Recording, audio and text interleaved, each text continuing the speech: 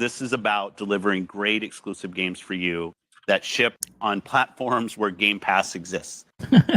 Hey, Phil, what's up? Welcome, everybody, to this week's Gamers Council. I'm your host, WEBDAVE, along with my co-host in crime, Hargeet Chani. Hargeet, what's up, buddy? How you doing? I'm all right. Been doing well. I just started a new job, so I started my first week last week. So fantastic. Congratulations. That's so awesome. That's so awesome. Wow, man, we have a packed, stacked panel tonight, and then we have some amazing people in the chat. Look, Keosante is already lurking. I mean, in the chat, moderating, lurking, stalking. It's all right. I've heard Paris may be in later because he knows we're going to talk about him. What? Oh, anyway. All right. So in the corner we have SloMo BackSlap. Buddy, what is going on, sir? Welcome. Well, Dave, what's up, man? Appreciate being back. It's been a minute. It's good to see you, though. My first time podcasting with Holly over here, so I'm excited for that. Ham, what's up? Hargeet, what's up? What's up, chat? You know, the chat's going to be pretty exciting as usual. It's going to be a good show. I can't wait to do it. Agreed. I think it's going to be fan-freaking-tastic. Let me do something real quick here. Let's see, open a new tab. That way I can add Holly here in just a second. So we'll make sure that goes through in just a minute. So we do have Holly, that blue number. Holly, welcome to the show. Hello. Thanks for having me. Hargeet, I'm going to have to talk to you offline and find out all about your new job. That's exciting. But Dave, thank you so much for having me. I usually lurk in the chat, chill and listen. So it's nice to be on here and just talk to you face to face. And it's also nice to meet Ham. I was giving him crap because we'd played Among Us. And he trolled me hard in a giant group. And he trolled me. And SloMo, we've been on like chats a lot. And then I had a couple questions once, but so it's nice to actually talk to you and hear your voice. Absolutely. There you go. Fantastic. Let's see here. And then, of course, we have Hamsolo making his return. Ham, what's up? Solo, kind of like Solo from Star Wars, maybe. I don't know. What's up, buddy? How you doing? I tell you, I'm doing okay. It is good to finally be on a panel here with ThatBlueNumber. It is hilarious that she only knows me from trolling her, which is wild. I usually don't have that for a memory for people, but like, hey, I'll take it this time because we had a good time playing Among Us that night. Anyways, I've just been chilling. I just got back from the mom's crib. She took me out for Texas Roadhouse yesterday for my birthday because my birthday was on the 5th, but just got the opportunity to go see her. Happy birthday. Yeah, that service was terrible. It was awful. Oh, no. Didn't have the best birthday dinner there, but the steak was pretty good. Go figure. But while I was down there, my buddy Ralph Jodice from that does the X-Reel head like glasses and whatnot sent me a pair of these glasses right here that I'm gonna be unboxing soon and talking about. So I'm really excited to check these things out. They're like AR glasses that you can like kind of see through. He's walked around town with the glasses on and like was able to see GPS as he was walking through town with those glasses. You can also hook them up to your Xbox, PlayStation, Steam Deck, all these other things.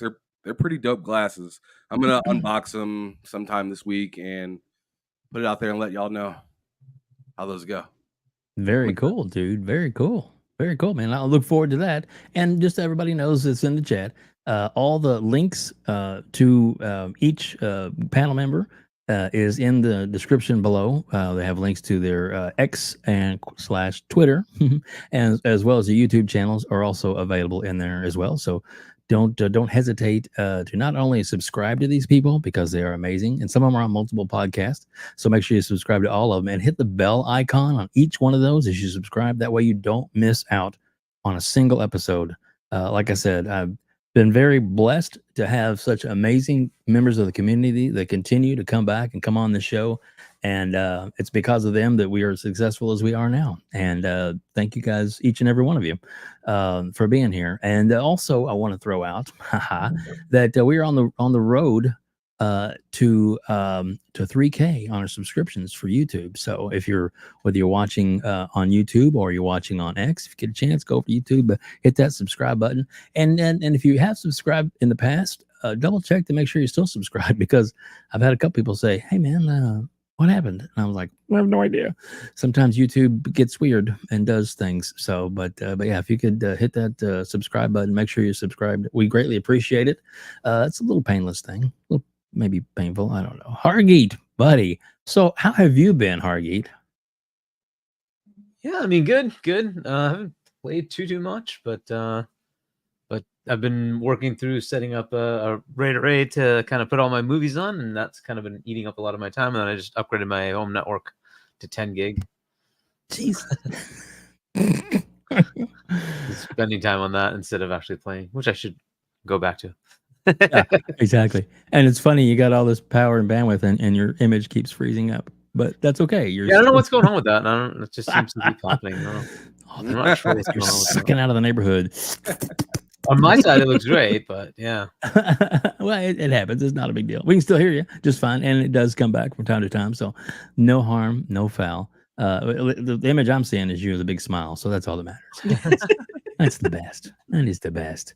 All right, so we're going to start up in the corner with SloMo BackSlap. Oh, you got the mic come on. He's ready to go. We're going to first do it. I'd just like to warm everybody up. Plus, it gives more people here. We welcome the over 85 people from X and YouTube that are here already, and more coming in all the time. So thank you all so much for that. But what games and or movies or TV shows have you been watching or playing? So there we go. Oh man, what a question! Because I've been playing and watching a lot. So Nice. I just finished watching Chainsaw Man, the anime. The first season of that, I finished watching that. I actually been reading the manga as well. Yeah, I'm that kind of nerd. So I've been doing both of those. I also have been watching. I just started watching this again, Battlestar Galactica. Like just this weekend, I just for some reason I just had the urge to start watching it. And with Alien, the new Alien movie coming out soon, I'm going to start rewatching all the Alien movies again, just because that's what I do. As far as games goes, I've been playing this one indie game called Nobody Wants to Die. I don't know if you guys heard about it or not. It's on Steam. It looks fantastic, beautiful looking game. It doesn't look like a indie game, but it looks amazing, like a AAA title. Pretty short on the short side, but it's like this steampunk kind of investigation kind of game. Has a pretty dope story. I like it. I've also been playing Banishers: Ghosts of Eden, and that story's pretty good. It's made by Donut, and they did the Life is Strange games. Mm-hmm. And I mean, outside of that, I've been playing what I usually play, which is The First Descendant, Call of Duty. You know, all my live service games, I gotta shoot people in the face. You know, it's a thing I have to do in order to kind of release stress. That I need to shoot somebody in the face, not in real life, but in virtually. So you know, like it's fine when I do it virtually. So that's about it, though. You know, I've been pretty busy. That's awesome, dude. That's awesome. And plus, your podcasts that you do, man, are absolutely off the chain. I mean, you're on at least multiple podcasts, and just to refresh everybody, what podcasts that the two big podcasts I know of, but tell everybody where you're at on those podcasts, like what night they're on. I'm on my duo podcast with Gaming Forte. Shout out to Forte. He's probably asleep right now, or dodging people when he said he would be on to play a game and he didn't show up. So one of those two things is what he's doing right now. Shout out to him. Love him. But we do a podcast together called Damage Per Second Podcast, and we have our own channel with that. That is Thursday nights, 9 p.m. Eastern Standard Time. And then with the Ash and Luca, I do a nice little podcast with her where we kind of talk about just anything that is interesting and popular going on, as well as games. So it's a little bit different than your typical gaming podcast, but I do that with her on Saturdays at 7 p.m. Eastern Standard Time. And yeah. And I love that show, man. Both of your shows are fantastic. Don't get me wrong, but man, Luca is amazing, absolutely amazing. I want to get her back on here again. Yeah. We have a 4-panel on Scumcast. There's Luca, there's me, there's Singer, and his blow up doll. So all 4 of us together. And the blow up doll has more personality than Singer, of course. But you know, we try to help him out a little bit. You know. Does it have clothes on? We tell him, you know, in the like the dressing room area before we go live, you gotta put clothes on her, man. You can't just have her just looking like that, like however you left her. It's just not cool. Shout out to Singer though. You should demand a different outfit every week. Exactly. He doesn't really bring his blow up doll on, but he does have one. But it sounds a lot That would like be funny. Like here, you know, here we have FarQ, so it's kind of the same thing. When he's man, love you, FarQ. I know he's lurking. I know he is. So Holly, the blue number, please tell us what you've been watching, what you've been playing, what's going on. Yeah, I actually just finished my first playthrough of Nobody Wants to Die. really? It's got multiple endings, I've heard, and only one of them is a good one. And I got a bad ending, and I was like, well, crap, now I have to go back. I mean, you know, I want to go back, but it's a beautiful game, and I've just been taking screenshots left and right, like screenshot, and I'm gonna post some. But the decisions that you make affect, you know, your outcome over the long haul. And I don't know what I could have done differently. I guess I'm just gonna have to go and do what I wouldn't normally do or something like that. But it's such a dense story. Were you kind of like, because you know you're doing those investigations, and then there's always like your partner. Cool. Yeah, they are. I love the stop motion and stopping, freezing things, and then it's amazing. Turning back time to see what happened. All that stuff's it looks fantastic, and the game design of it is fantastic. But Holly, my question for you is, how were your decisions going? Were you more along the line of I'm not going to toe the line kind of thing, or you were like, hey, let this go, and you were like, I'll let it go? Because I kind of want to know, because I haven't beat it yet, but I kind of want to make sure I don't get the bad end. So whatever you did, I want to do the opposite. Well, I don't know how. I kind of did both, right? Like I would help people out, but then I also wouldn't take a lot of crap sometimes, you know. I have not tried it on the Ally Chaos Ante, but actually that's a super good idea, especially now that I've gone through it once. I wanted to play it on a big screen because it's so pretty, but now that I've done that, and I'm going to go back more just to go faster through it, then the Ally would actually be a really good place to try it. The only thing is I bought it on Xbox, or actually somebody gifted it to me on Xbox, so I don't know how I'm going to do that on the Ally. Anyway, so somebody needs to gift it for you on Steam, is what you're saying. I got it. What? I'm just saying, I don't think they haven't done the thing where you can play your games anyway, you know, on cloud yet, right? Which I really wish they would chop.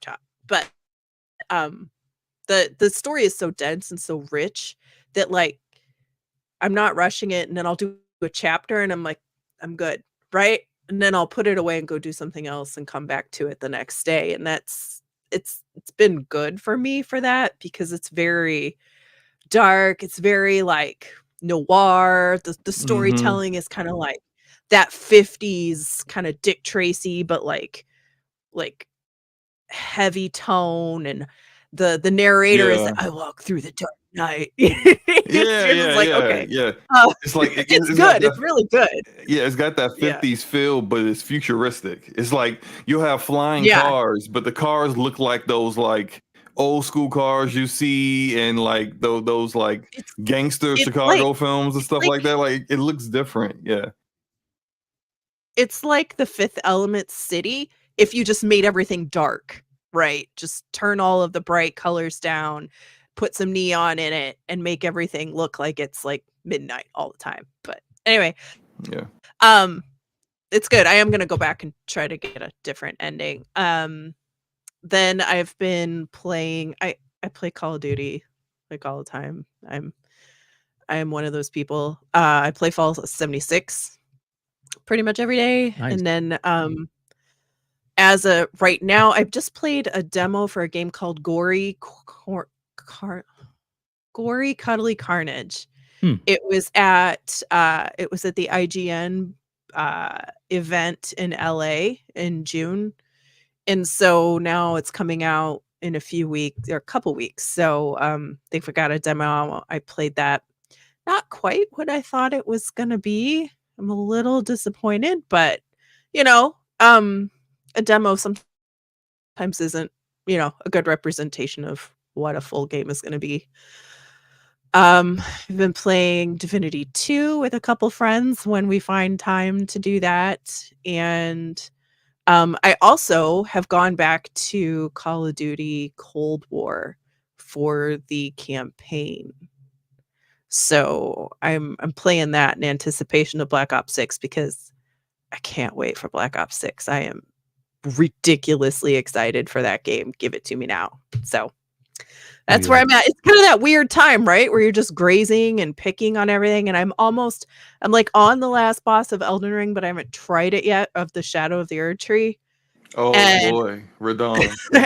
I've gotten up to it. I just haven't done it because I love that game and I don't want to rush it. And I've heard that thing is a bear. So I have been like, I can't start this now. I can't try this now. I'm gonna get mad, right? Like, but I want to finish it for September when everything else comes, and you're gonna get overwhelmed. So, as far as TV, I had Netflix turned off for a long time because it's too damn expensive, and I just didn't really think it was worth it. And I had all these other ones, so somehow it got turned back on again.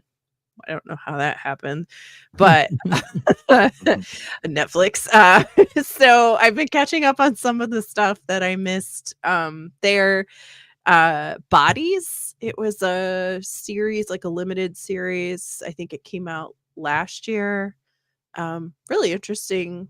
And then there was another really super popular one that came out recently, but I'm also, of course, going to jump into the last season of The Umbrella Academy. Haven't started it yet, but it just came out. So it's good timing. And Evil on Paramount Plus is such a good show. I love that show. I've been watching it for years, and it's like last season, so it's almost over. Makes me sad. And I've had my ticket for like 2 weeks for Aliens Romulus because that's like my favorite horror series. I love Aliens. I have the 40th anniversary edition Reeboks that are like Ripley's Reeboks. I love that game. So, or that show. So anyway, Yeah, that's a lot. It's awesome. But That's you awesome. Oh, I did ask it, and I'm right there with you. My daughter's already she's already got me a movie poster set back for the new Alien movie. I love her, and also Nice. got me got the tickets to see it. Looking forward to that. Big fan of the series, and once I found out what the actual, like, how do they squeeze this in, and how can they make it work?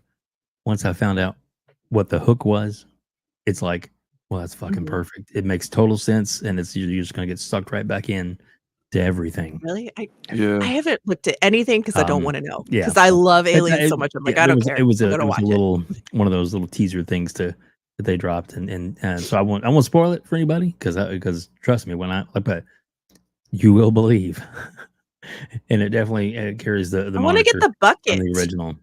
I Oh really yeah, want the bucket. hell yeah, those are crazy. So I bought tickets crazy. at a Cinemark, which I would never normally go to because I was just like, there has to be a chance for me at least to try to get this alien bucket, but we'll see. Yeah, I don't know. Hargeet, see if you can add yourself in, because you should be able to with your powers. He had to reboot his computers to see if we can figure out what that is. Hey, there he is. All right, and then we're gonna move you here and move you. Is it any better? Yeah, it looks good now. So, right. but first, shout out to my gosh, we have got Luke Loris in the chat. Colt Eastwood is in the chat. That's awesome. Oh yeah, and then so the blue number, Holly. Now you have power. You see, I don't know if you see that or not. You now can kick Colt. No, I'm just kidding. But Colt has power too. So just remember that. I'm just kidding. But gosh, Hamsolo. Buddy, what have you been playing? What have you been watching? What's going on with you, man? What's in your world right now? Oh, you're muted.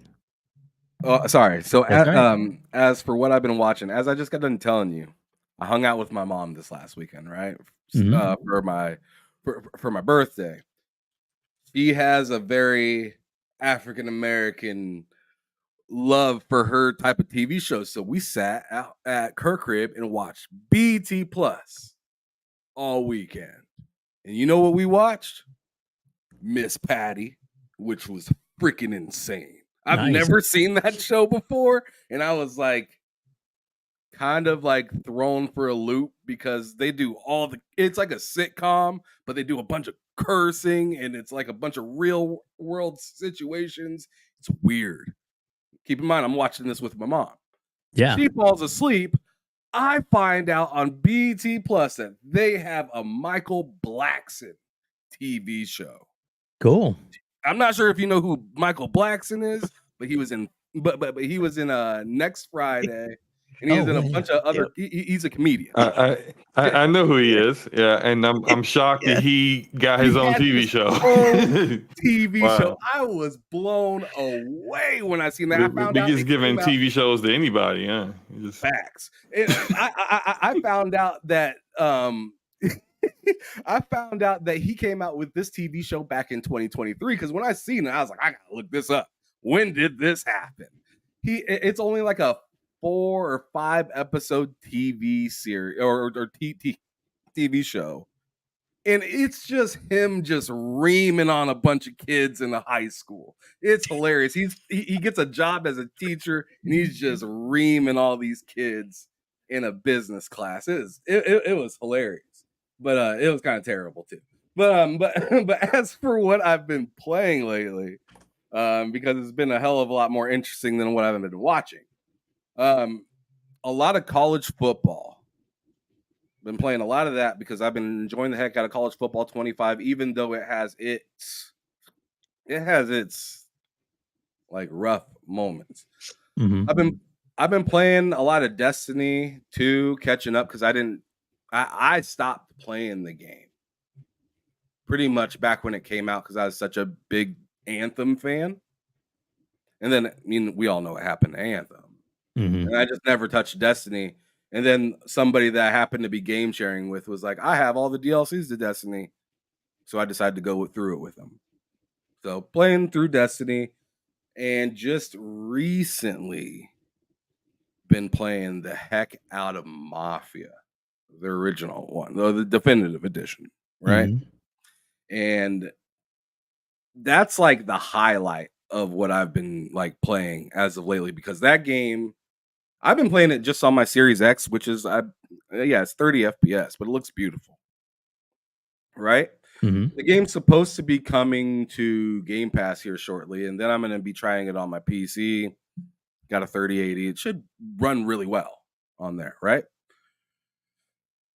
That is like just a wildly pretty, not only pretty, but like the voice acting and just like just the feels of going through some of the situations that you go through in the game, watching the way the character just like starts out as just a humble guy and ends up where he is. It's an amazing game. Like I can't wait to continue to play Mafia. I'm about halfway through the first one, and then I'm going to tackle 2 and 3, and I know they're coming out with 4. And I believe back in February, they even announced that they're working on Mafia 5, which is nuts. Very cool. A lot of life in Mafia right now. Oh yeah, exactly. So, any movies or TV shows got your interest, or just gaming? I told you what I was watching. Well, okay, It wasn't great. you did, yeah. Miss Pat.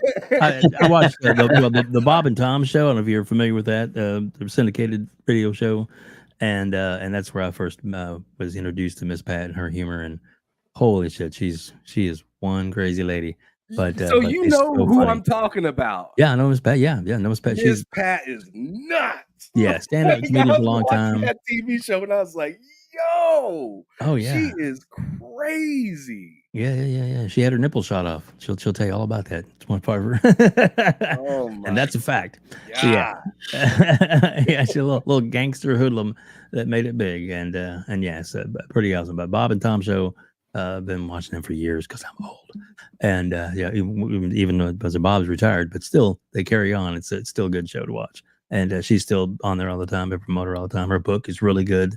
It's Pat's Bugs. So yeah. So Hargeet, I know you're not into any movies or TV shows right now because you're doing all your downloading. But gaming wise, what are you playing, man? As I said, I haven't played too much. The last thing I did was finish Return to Grace. I think that's it. I don't think I've really. I mean, besides playing Jewel on your phone to keep getting the points, I think that's pretty much all I've played. So yeah, gotta get back into gaming. There you go. Yeah, I I guess no you, doubt that'll happen. Yeah. Hey, you played Mafia? Have you played Yakuza?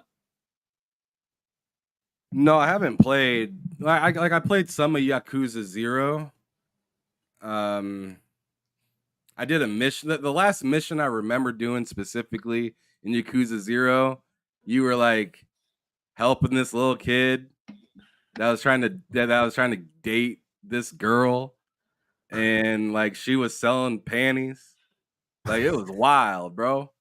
Like, you have to get to the main I story. stopped playing that game, but I remember. Wait, what? You have to get to the main story for it to start. What kind of games do you play in the Medica? That's what I want to know. Bro, I'm just They telling put you some what wacky happened. side Like, missions I in didn't those. make the mission. Yeah. Was that Harvey, it or the you know themed what Porky's what too? I'm talking about? They have some wacky side missions in all of them, Oh, yeah. but the main storyline is really good. But you have to kind of play through at least the first bit to get to like the first boss for the like the game to really start. Which I don't know if you got to that part or not, but I would highly recommend playing that entire series. It's really good. It's basically Mafia, but in Yakuza form. There you go. So Yakuza 0 side quest is what we're saying. Yeah, I think it was a side quest. I think he's right. Yeah, I think pretty much all of it is in Game Pass. Yeah. Pretty so awesome. Definitely highly recommend playing through it. There you go. Hargeet, do you mind reading a couple of these super chats real quick? Sure. Thanks, buddy. Oh, you have it on the screen. All right. Adidas 20 $5. What's up, web and panel? Xbox, the best. Let's go. Heck yeah. And of course, he had his own superset just for this. I guess so, yeah. Adidas 20 $2 just to say Holly. There you go. See, you're famous. And Adidas is a pretty cool guy. Xbox expansion pass is Luke. $5. WEBDAVE rocks. Fantastic panel. You're all awesome. Thanks, buddy. Appreciate that, Luke. Yeah, man. Goodness gracious. Where to go first? There's so many good topics. We have over 200 people now in the watch us either on X or on YouTube. Thank you all so much for being here. We greatly appreciate it. Please hit the like, subscribe button if you haven't done that already. I don't mean to keep hitting you up with that, but it helps. It really helps. We want to continue to grow, continue to have amazing panels like this. And a big shout out to Colt Eastwood in the chat, and of course Luke Lore in the chat, and so many other great members of the community that are hanging out. And Mav from Fun Speculation is here, so I can hardly wait for the next Mav rant. I know it's gonna happen. I just feel it. Something's building up inside of him, and he's gonna let it out. And I want to be there when it happens. That's all I'm saying.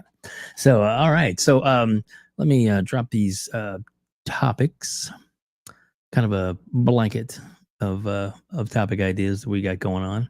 I mean, there's really so much we can start with. I guess not real familiar with this. I know a lot of people do use it. I mean, I have it set up to use. I just don't seem to use it that much myself.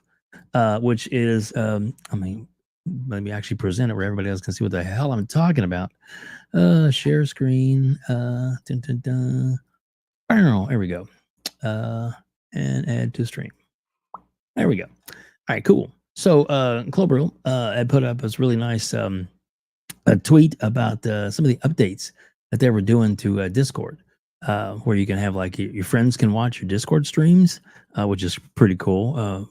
Friends voice channel will now appear under happening now, which is cool, directly in the Xbox guide. And you can now call your friends directly from your Xbox, which is, I think, real handy, especially for some of the things that talk up. Say, hey man, you want to be able to play a game or something. Sometimes it's a lot easier to talk than it is to type. I'll tell you that. Hey, Web, from my personal experience. You mind if I say something real quick? You go right ahead, man. Jump on it.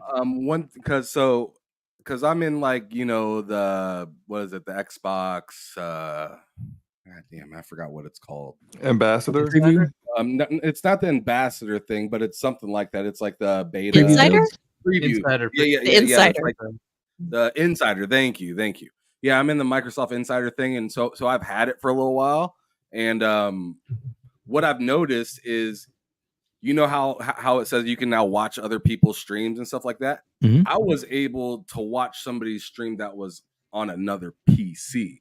Like they don't. Wow. It doesn't have to be Xbox to Xbox. It can be like Xbox to PC or Xbox to whatever else is like streaming out the source for you to watch. So like I thought that was really cool because I turned it on because my wife has Discord and I just had her show that she was playing Halo from my main screen, went to display one, and I was watching it on my TV off of my Xbox, and I was like, that's pretty dang cool. I can watch somebody playing on PC on my Xbox.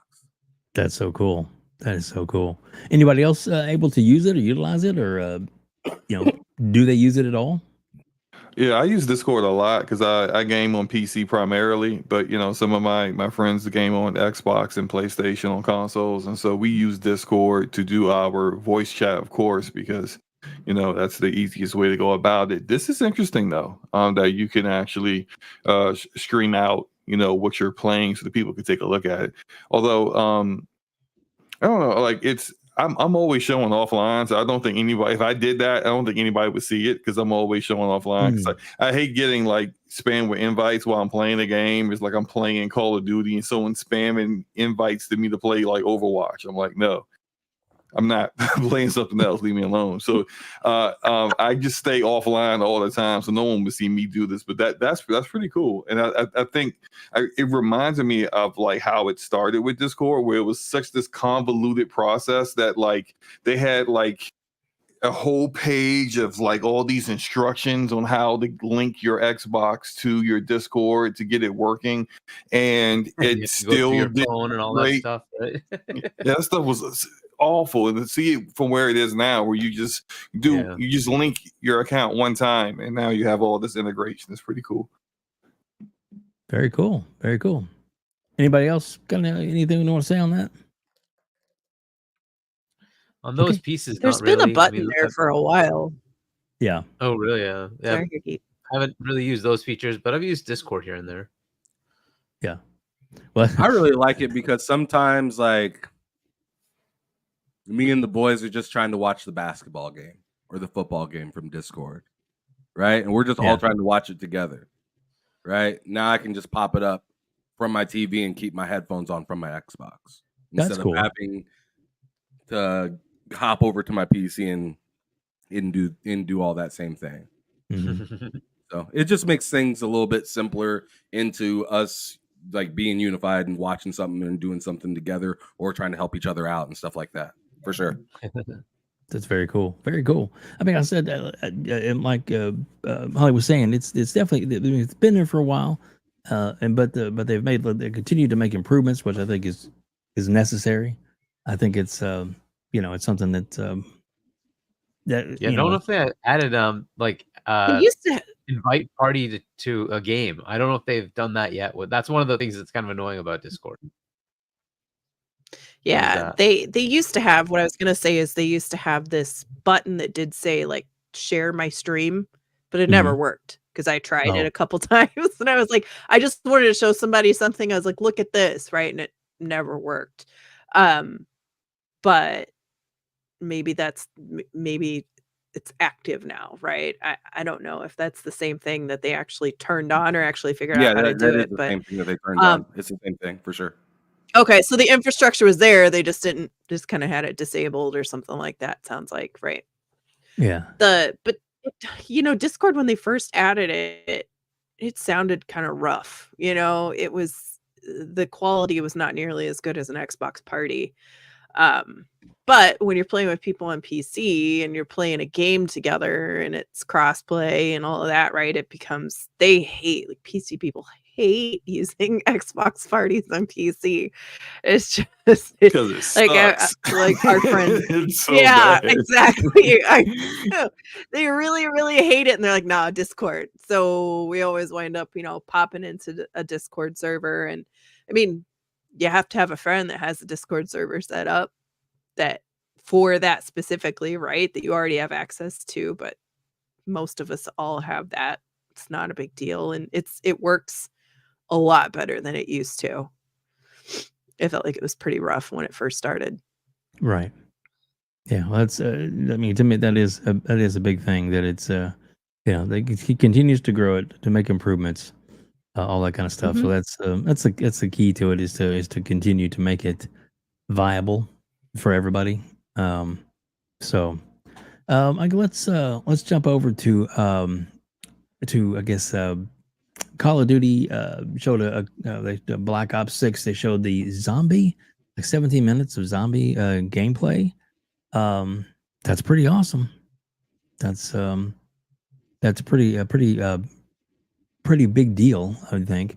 Actually, before we do that, let me see. Where did I have that?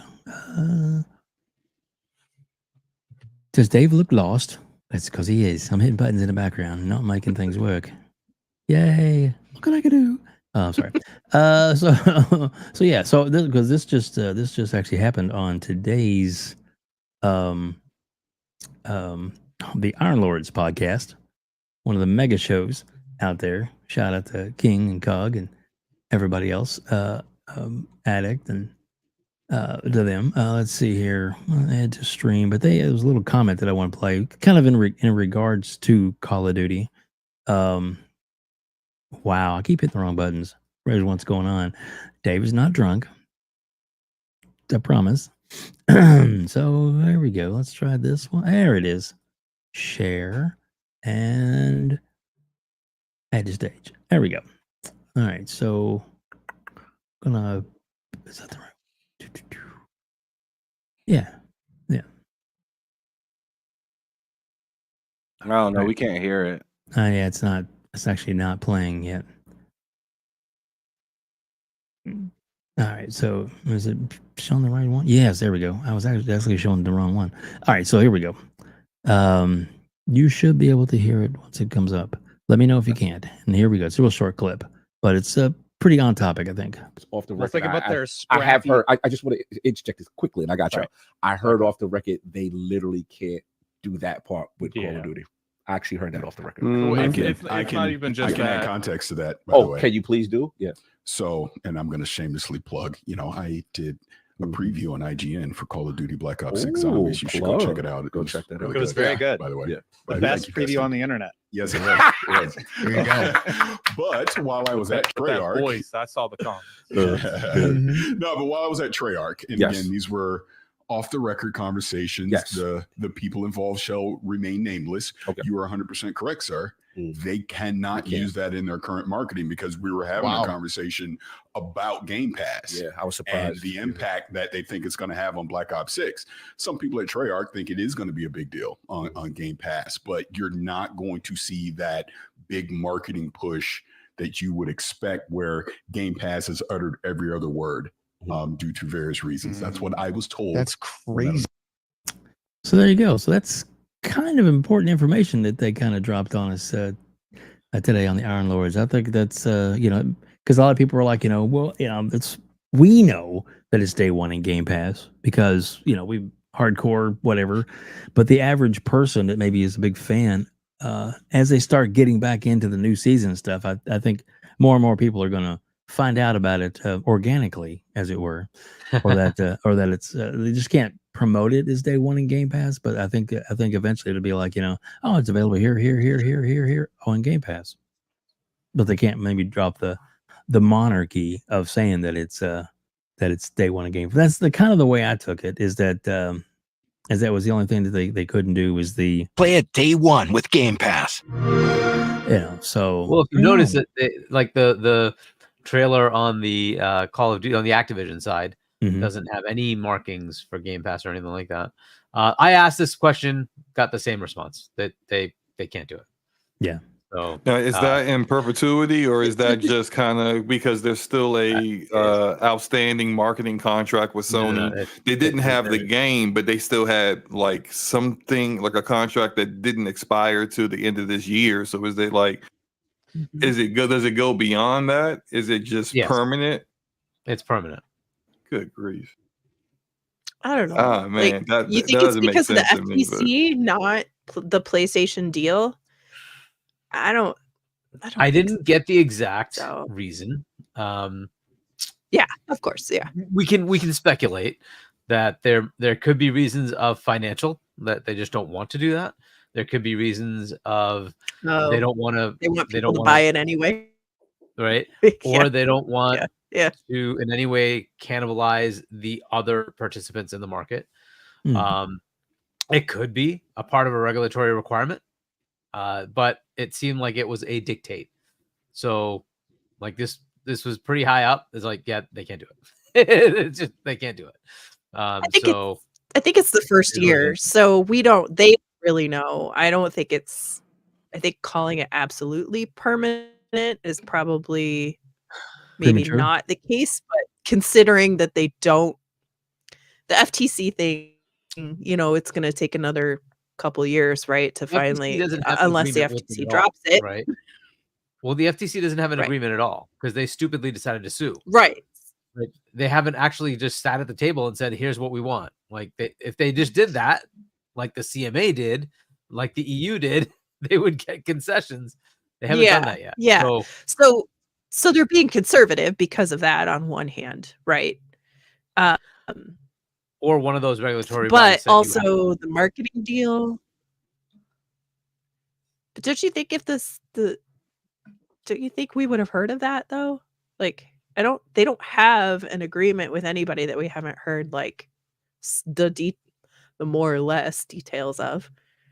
Well, we don't know the details, right? So we don't know what the Nintendo agreement looks like. We don't know what the PlayStation agreement looks like. What appeased Jim Ryan to say, I will sign without taking any other ABK games.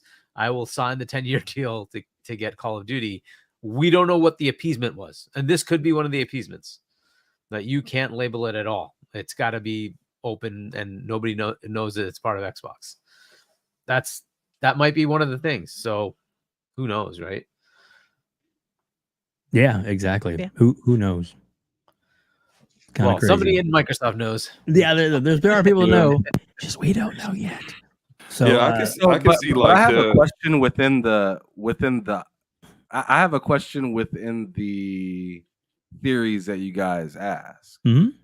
What do you guys feel is the detriment of this whole situation?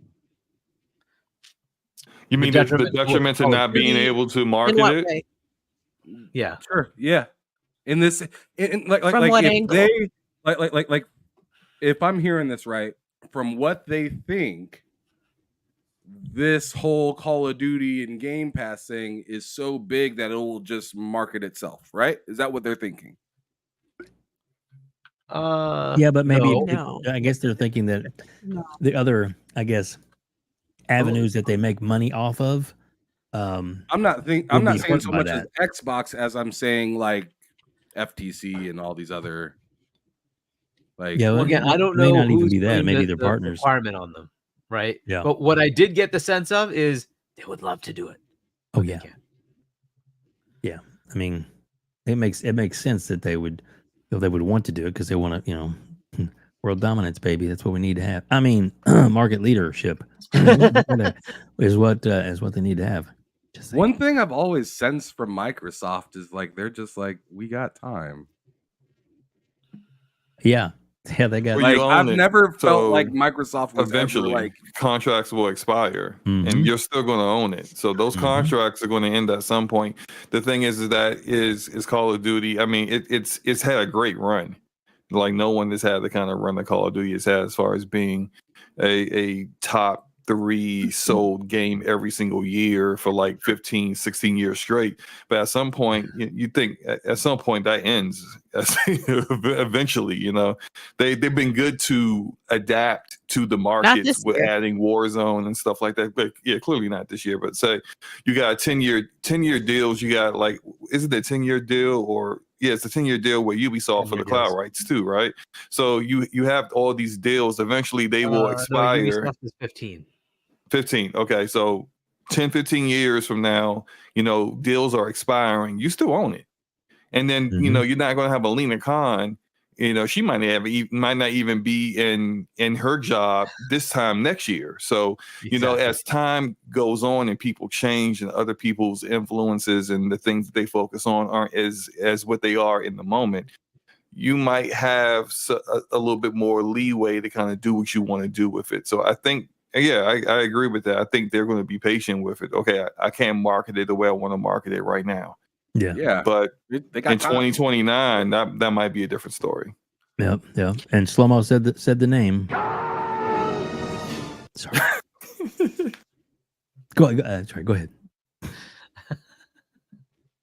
Oh no, I'm done. I'd just say with the juggernaut that the juggernaut that Black Ops 6 is this year, I mean, this one is special, right?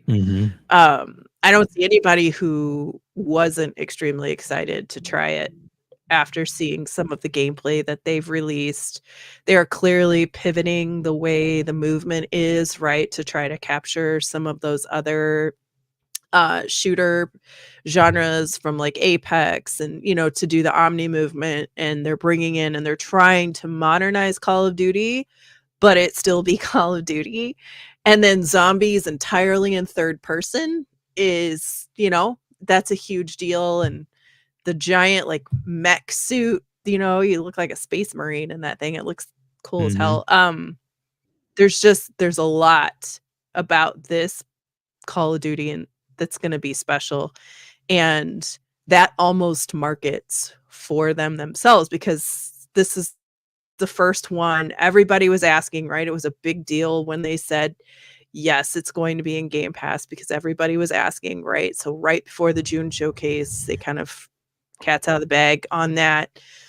And then the beta, you don't have to pre-order it. As long as you have Xbox Game Pass Ultimate, you have access to it. There's just a lot, and I've already heard of a couple people who have been like, well, I might get an Xbox, because they're Call of Duty trolls, right? All they do is play Call of Duty. They don't really care about so much of the other stuff, and for them that might be something that interests them. Although why you wouldn't just buy the game at that price if you're paying it all year, I don't know, but there's other perks that could come from it if it's in Game Pass. Are you getting the 10% discount on COD points? It's another question. Are you getting, for all of those in-store purchases, are people going to spend more on skins because reasons, right? They don't have to buy the game. There's just a lot, and then they get a discount on top of it. There's just a lot, I think, that, you know, if you play Call of Duty with regularity, that you kind of think about a little bit more. And I think Game Pass is going to be the shining star on that. You know? Yeah, I you know, when Jim said, I had a theory on that. Go ahead. If you mind, real quick. Go and ahead. I said this to Forte, and I think this would absolutely, without a doubt, get Call of Duty players jumping on Game Pass in droves. If they put the Battle Pass, made that like free with your Game Pass Ultimate subscription, that would do it. And I know a lot of people are like, well, then how are they going to make up on that additional money? The Battle Pass is just $10. it's $10 every 3 months. You still, if you want Black Sale, you still got to spend $30 on that. If you want the other skins that like come up and they're not in the battle pass, and most of the good skins aren't in the battle passes, you still have to pay for those through the store. So they can still get their microtransactions, but like, hey, you can count on the fact that you got the game and you get the battle pass. And so that can also help people stay subscribed consistently, because if you just get the game, someone can say, all right, I play Call of Duty, and I'll subscribe to it and play it for a little bit, and then they jump out of it after a little while. So they play it for like a few weeks to a month, and then they're done, and they might unsubscribe because they're like, I'm not playing it no more. But if you get the battle pass in the subscription as well, then you can kind of look forward to the next time that the new season pops up and you see something you like the current season's got WWE wrestlers in it. You see something like that, like, well, damn, look, I got the subscription, I got the battle pass with the subscription. Yeah, I'm about to jump back on and keep playing. It kind of keeps people thinking about staying subscribed for a longer period of time than just, I subscribed to play it and then I unsubscribed once I was done. Mm-hmm. Yeah, so I actually created a video about this and an article about the cost comparison of Game Pass versus buy for Call of Duty. It's actually a little bit cheaper to just get Game Pass because you still have to pay for core, right? And even at discount, it's going to still cost you a bit. Then you have to pay for the game. And you can get some pretty good discounted Game Pass, like Ultimate codes, right? So on average, probably like $120 a year, even with the price increase. So it's cheaper to just go ahead and buy the freaking get Ultimate instead of buying the game. Again, it also comes down to how often you want to play, right? You could just say I only get a 3-month code and I only play for 3 months and I'm good. There you go. Would you consider the double whammy of, if you're at all interested in Indiana Jones this year, of having Call of Duty, then Indiana Jones a month later, plus Stalker 2, kind of shooters. I think it's a pretty stacked fall for people who like those kind of games and might be willing to just hop in and check it out, and then they're hooked. The next year they get Doom. Yeah. Although, yeah. Yes. It'll be so much good stuff coming for sure. Hargeet, you mind? We got super chat, and we also had some memberships given too. Sure. Jay Rembert, $5. I keep hearing people say Sony isn't scared of MS, but they're actively working with the FTC as we speak to get MS to sale ABK. Somebody's lying. Well, yeah. I agree with you, Jay. That's there's definitely a lot of funny stuff going on. So business is business, right? Exactly. What was it? The Keosante's co-host Everborn Saga always says, it's not show business. It's not show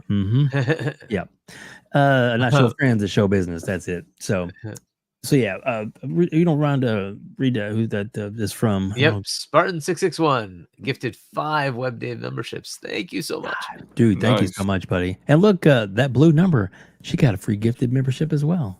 How about that? Now, Blue, you can actually go on there. Holly, sorry, you can actually add all kinds of emotes too. So you can TTS, you can do all kinds of good stuff in there. Big Mad Mo got one, mass produced. Let's see, and 2 others. God, sorry, my screen keeps moving on me. Sorry, but anyway, so thank you so much for doing that, Spartan. I appreciate you, man. Appreciate you big time. All that stuff helps and moves the community forward. So awesome for you guys to do that. So anybody else have anything else on this they want to talk about? Because I mean, I personally just thought the Go weapon ahead. progression in Zombies was pretty cool. Mhm. That was a cool addition to it.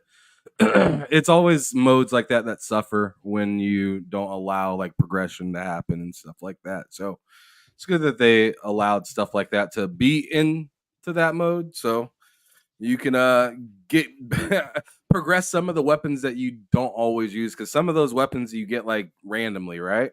Mm-hmm. In Zombies. So Yeah, it'd be good to be Yeah. able to progress Did some you of play? those crappy weapons that you don't really care about. Did you play this zombies, like the one that's current? No.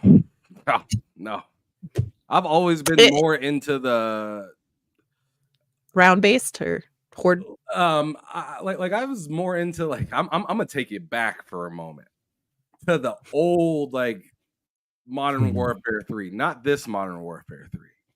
I used to love doing that survival mode, and I wish they'd bring that back to Call of Duty.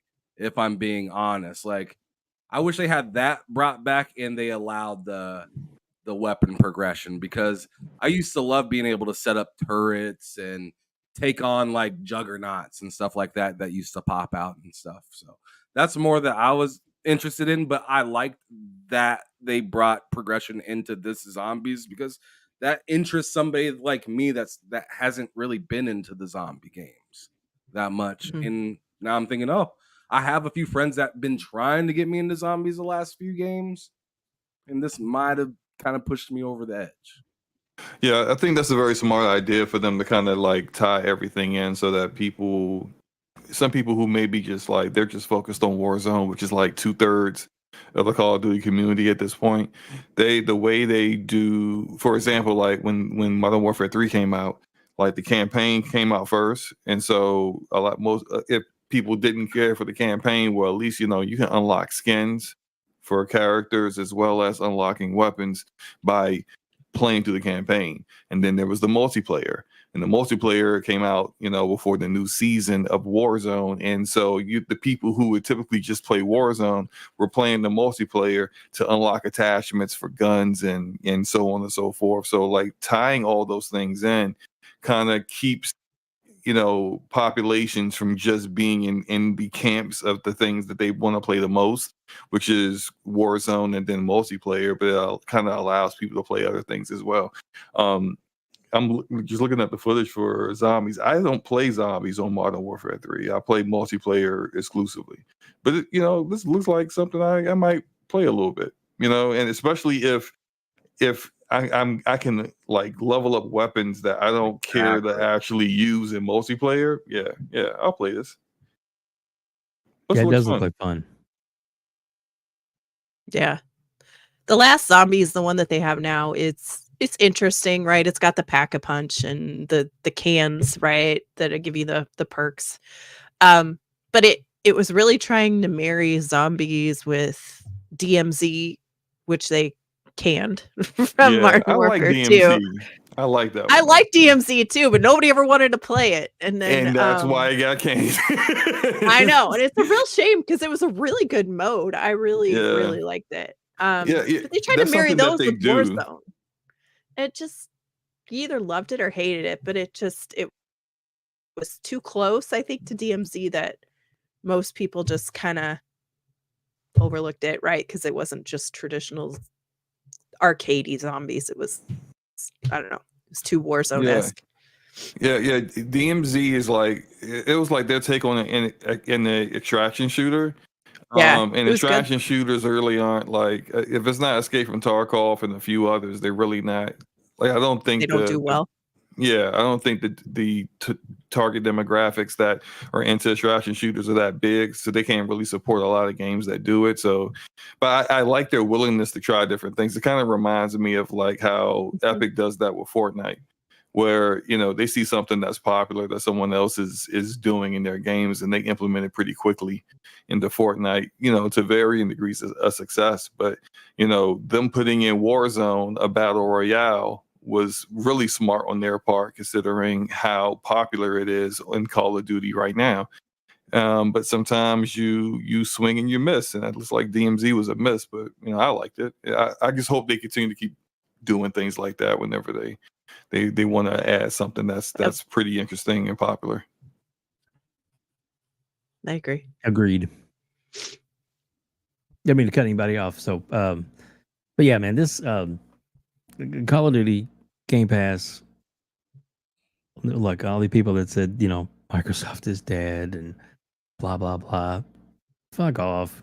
You have no idea what the fuck you're talking about. Microsoft is doing the right things to grow their business and to get this where they need to be. It's going to be without a doubt, the market leader soon enough. Everybody can feel the momentum. Sony can feel the momentum. Pony bots and ponies can feel the momentum because what do they talk about? They don't talk about new games coming to PlayStation because there isn't any. They talk about Xbox. It's all about Xbox because because they have nothing else to talk about. And look, I've got a PlayStation 5. I play it when there's good stuff on it. Ghost of Tsushima, fantastic game. Love it. Wish it was other places. Oh wait, it's on the PC now. Nice. But anyway, so I digress. But my point is, Call of Duty is definitely going to move some systems, gonna get where they need to go, and going to move needles. And if you can't see that it is going to be big, you just have no idea, or you're really not into. You're not really a true gamer. You're just a fanboy. So just saying it. But I'm sure that'll get clipped. Oh wait, I'll fix it so they can't clip it. Suck it. So anyway, So that was my rant. Hey, Mav, how do you do? Anyway, so talk that shit. Thanks, buddy. Appreciate you. So we've got all kinds of emojis and stuff that you can use, and you can use to discuss things out there. Hey, Sappo, what's going on? So many great members of the community. Thank you all here. There's almost 300 people here right now, so up to 280. So thank you all so much for joining us. Please hit the subscribe button, the like button. We greatly appreciate that. I am going to totally throw a wrench in everything real quick, just because this is pretty cool. A good member of the community is the Black Viking, and he did something which I thought was pretty cool. And even Aaron Greenberg retweeted it and called it out and said it was pretty good. So, and that was, he's got the his unofficial Xbox commercial that he edited and did. Has everybody seen this? That's in the chat or that's in the panel? Has everybody seen this? Yeah, I checked it out. It's pretty cool. It's pretty dope. Okay, so anybody that hasn't seen it? I have not. Okay, cool. Well, you're about to see it now. Shout out to the Black Viking. His podcast is amazing. But yeah, so it's about a minute and a half long. So here we go. But check it out and enjoy, because I think it's really well done. Tell me in the chat too. Make comments. Let me know what you guys think if you like this and you think this is some of the things that maybe Microsoft needs to incorporate in their creativity going forward. Am I a bad person? Tell me, am I? I'm single-minded. I'm deceptive. I'm obsessive. I'm selfish. Does that make me a bad person? Am I a bad person? Am I? I have no empathy. I don't respect you. I'm never satisfied. I have an obsession with power.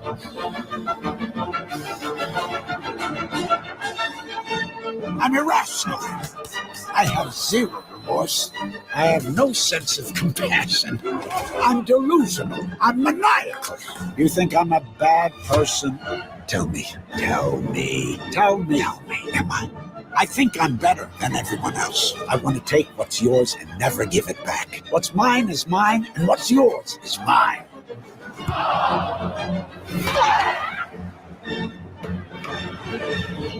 Am I a bad person? Tell me. Am I?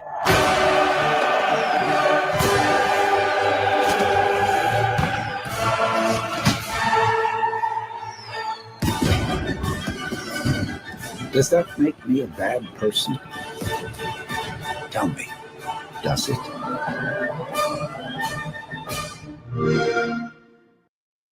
Kudos to the Black Viking. I think it's fucking awesome. What do you guys think? Yeah, it's pretty cool. It was well thought out. I like the audio that he used for it. That's pretty nice. Is that for Spider-Man? Seen anything like that from actual Xbox marketing all year? Not to that degree or intensity. I haven't really seen it since they showed the commercial with the jukebox. What was that? I feel think like that Was I that at the vaguely direct? remember that. I think that was at the direct, yeah, where they showed Okay. the jukebox and it was like Activision with Xbox finally. Okay. Hmm. That's pretty cool. Oh, it- yeah. it- That was a good It commercial. was, yeah. They do it, but they don't do it as often as they should. And I think that's the point. Yeah, and yeah, definitely my point. Kay in the chat says Viking made that from his phone, which I Yeah. hope that doesn't get back to Xbox marketing, because then they'll be like, "Well, why do you need a budget? You can just do this stuff off your phone or something." Just like, no, they still need money, So please give them money so they can do their jobs, at least to a degree that your competition does it. But no, I thought it was pretty good, especially considering that you can, the tools that you can do with your cell phone now is freaking ridiculous. Like, that's crazy. Exactly. Yeah. Go You can ahead. do all types of stuff with your phone. Like, I mean, just look at TikTok, for instance, right? So, Yep. Mm-hmm. Yeah, I put the link to Black Vikings to that video if he wants to watch it more, or give him a follow on X. It's pretty awesome, pretty awesome. I think well done and good for him for doing something like that. And you could tell that he put the work into it, and he's passionate about the brand, and like I think most of us are. What? He is. That is Yeah, crazy. did you see that in the chat that Umbra wrote? What? Yeah, it's in. I'll throw it. I'll throw the tweet from Jez Corden into the private chat here. About the breaking news. Yeah. Yeah. Good job, Umbra, catching that and putting it up. Let's see here. Everybody should go check Ooh. Black Viking out, though. He's hilarious, and he's got a show, and he's just always got a really good attitude about stuff. But man, he loves Xbox. All right, there we go. So Tango's not dead? Oh, that's interesting. Hargy, you want to read the headline there? Breaking. Tango Gameworks has been acquired by Krafton. Is that what it says? yeah, Yes. like Yeah, the they guys make that made PUBG. the wow. game recently. What was the game?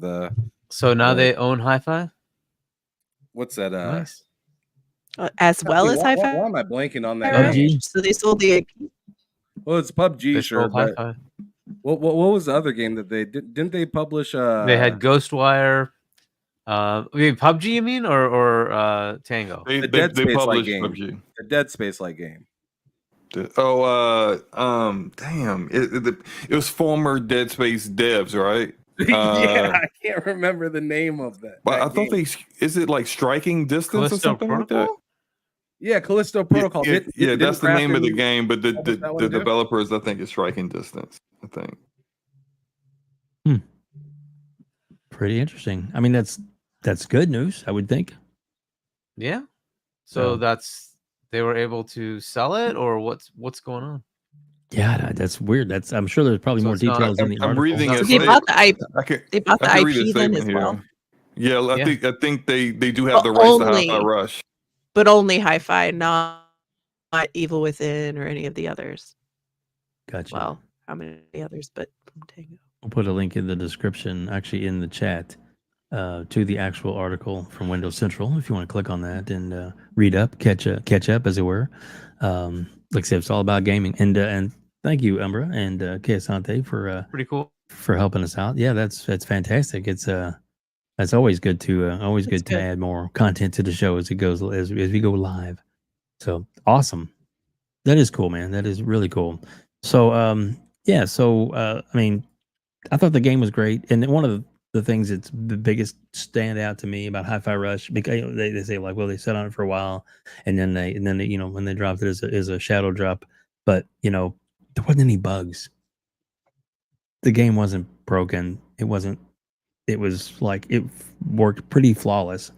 I don't remember anybody having any issues with the game not working or not playing right. When it first came out, and that's today's gaming. seems pretty rare that happens. So I don't know. I think it's cool and good on them. If things work out, hopefully, maybe we'll figure out as we dig into the article after the show and find out. Go ahead. They closed Tango. What month did they do that? Was that April? May. There you go. It was early May. So it's like that's 3 months from now. Let me say this: good on them, and in respect to them for doing right by that developer. That we all kind of universally feel like Tango didn't deserve to be shut down, and whether who decided to say this studio needs to be taken out back or not, the fact that this is kind of like a first for me. I haven't heard of a studio being closed down and then later on having that studio sold to a different publisher. Like typically a studio gets closed down and that's it. Everyone goes and looks for a different job, and everything they have becomes like defunct IP that collects dust or eventually gets picked up to make a new game by a different developer at some time in the future. But this is kind of unprecedented. You shut a studio down, then you went and sold them to someone that's actually going to actually get some use out of them. I just kind of hope that the bulk of their talent didn't walk in between May You to probably now. worked a deal, right? To your point, maybe, SloMo, like when's the last time a studio's got shut down and then got sold? Like I can't think of one. I can't think of It's a probably time they that bought the happened. name more than anything, right? They bought the Well, name. did they and probably go back. officially shut it down yet? I think so. Right, because they Arcane was said they were shut. going to shut it down, right? So, and I don't know what the status of Arcane Austin is either, but It's that doesn't mean that it's actually shut. closed immediately, right? Right. It just means that they will at some point shut it down, right? So it could be that they said, "Hey, let's work out a deal. If I can get somebody to buy us, then don't shut us down. We'll just sell it." Right? Maybe that's what they did, and like they shopped around to see if they could get somebody. It's just an interesting situation because you never see something like that really happen. Yeah, but usually you wouldn't make that announcement that you shut them down if you're shopping them around to get someone to buy them. Like we've seen recently. Damn it, what's the name of the guys that have like ruined everything for like a million developers? It's SBI. No, well, look, Gearbox got sold to 2K, and it was never said like Gearbox got shut down. Embracer, thank you. Embracer. So Embracer sold Gearbox to Take-Two, and they didn't shut anybody down. They didn't make an announcement. We shut it all down. They just sold them. The same way everyone just sells, a developer that they're not going to use or whatever, and they shut down to a Volition, different though. publisher. Yeah, right. And Volition still shut down. So Yeah, right. it's like they're not coming Yeah, back. they did shut down quite a bit. Yeah, so There was a that's why lot I said a this is lot. kind of Like, different. they had like over 100, 130 or something ridiculous, right? Not all of it was going to survive. That's just the way it is, unfortunately. Yeah. A lot But of it was indies. I like the fact that they're going to get they got the Hi-Fi Rush IP. Clearly, that's something they thought was a value, and they wanted to make a sequel off of it. So to me, this is a great net positive for gamers, especially if you liked Hi-Fi Rush. You're going to get a Hi-Fi Rush 2. A lot of people were upset that they wouldn't be able to see Chai and that universe again. You're going to be able to see all that again. Now, granted, hopefully they get a bigger budget, and and it's viewed as now an established IP, so it gets a little bit more leeway to the devs getting what they want. I don't think it got enough money to warrant that, and that's kind of what why it ended the way it did. So I don't think any of their games outside of the first game, Evil Within, made money. I think almost all of them failed. So. Yeah. Well, I mean, we'll see how it turns out with them. They Craft and the Incorporated. Ghostwire had that PlayStation year exclusive, right? And that really cut sales. I can't imagine any game that's exclusive for a year when it releases on the second console is nearly as successful as it could have been. And on that second console, when it it's a goes dual directly launch into Game Pass. Right. Well, yeah, So- but true. Yep.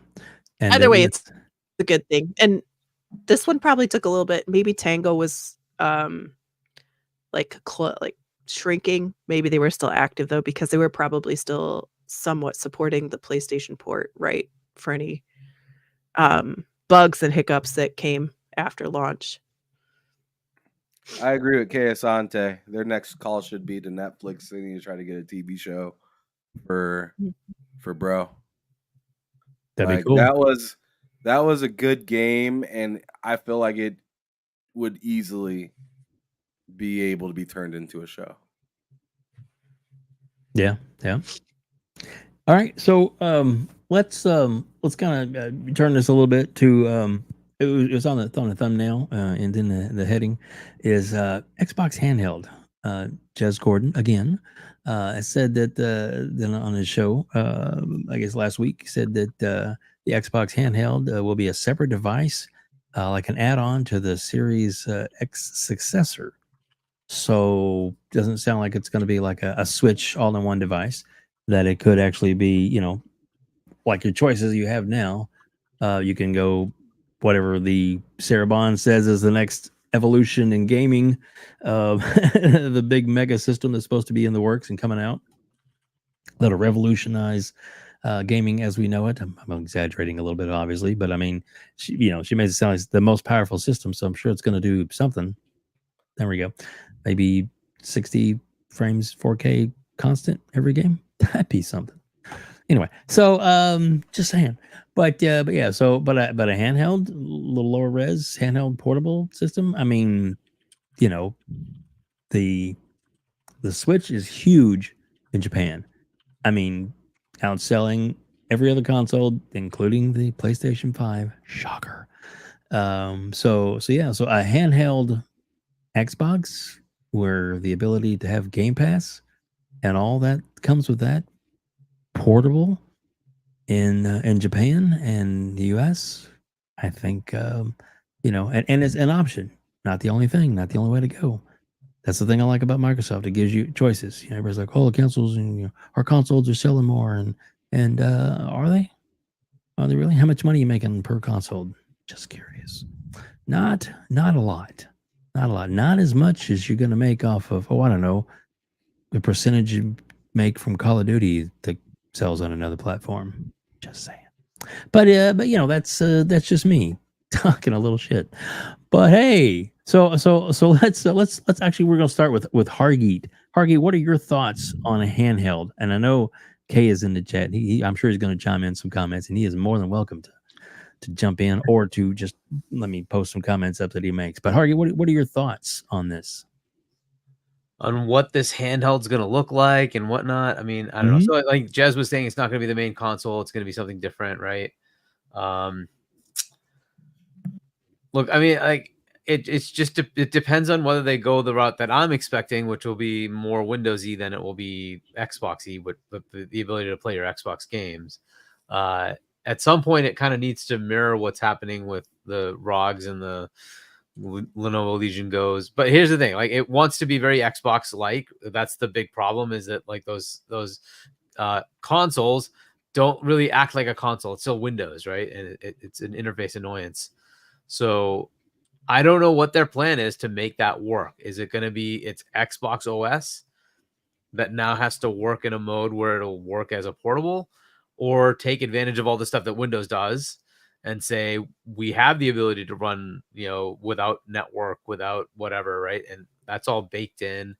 We just need to now layer on the UI and make that all work.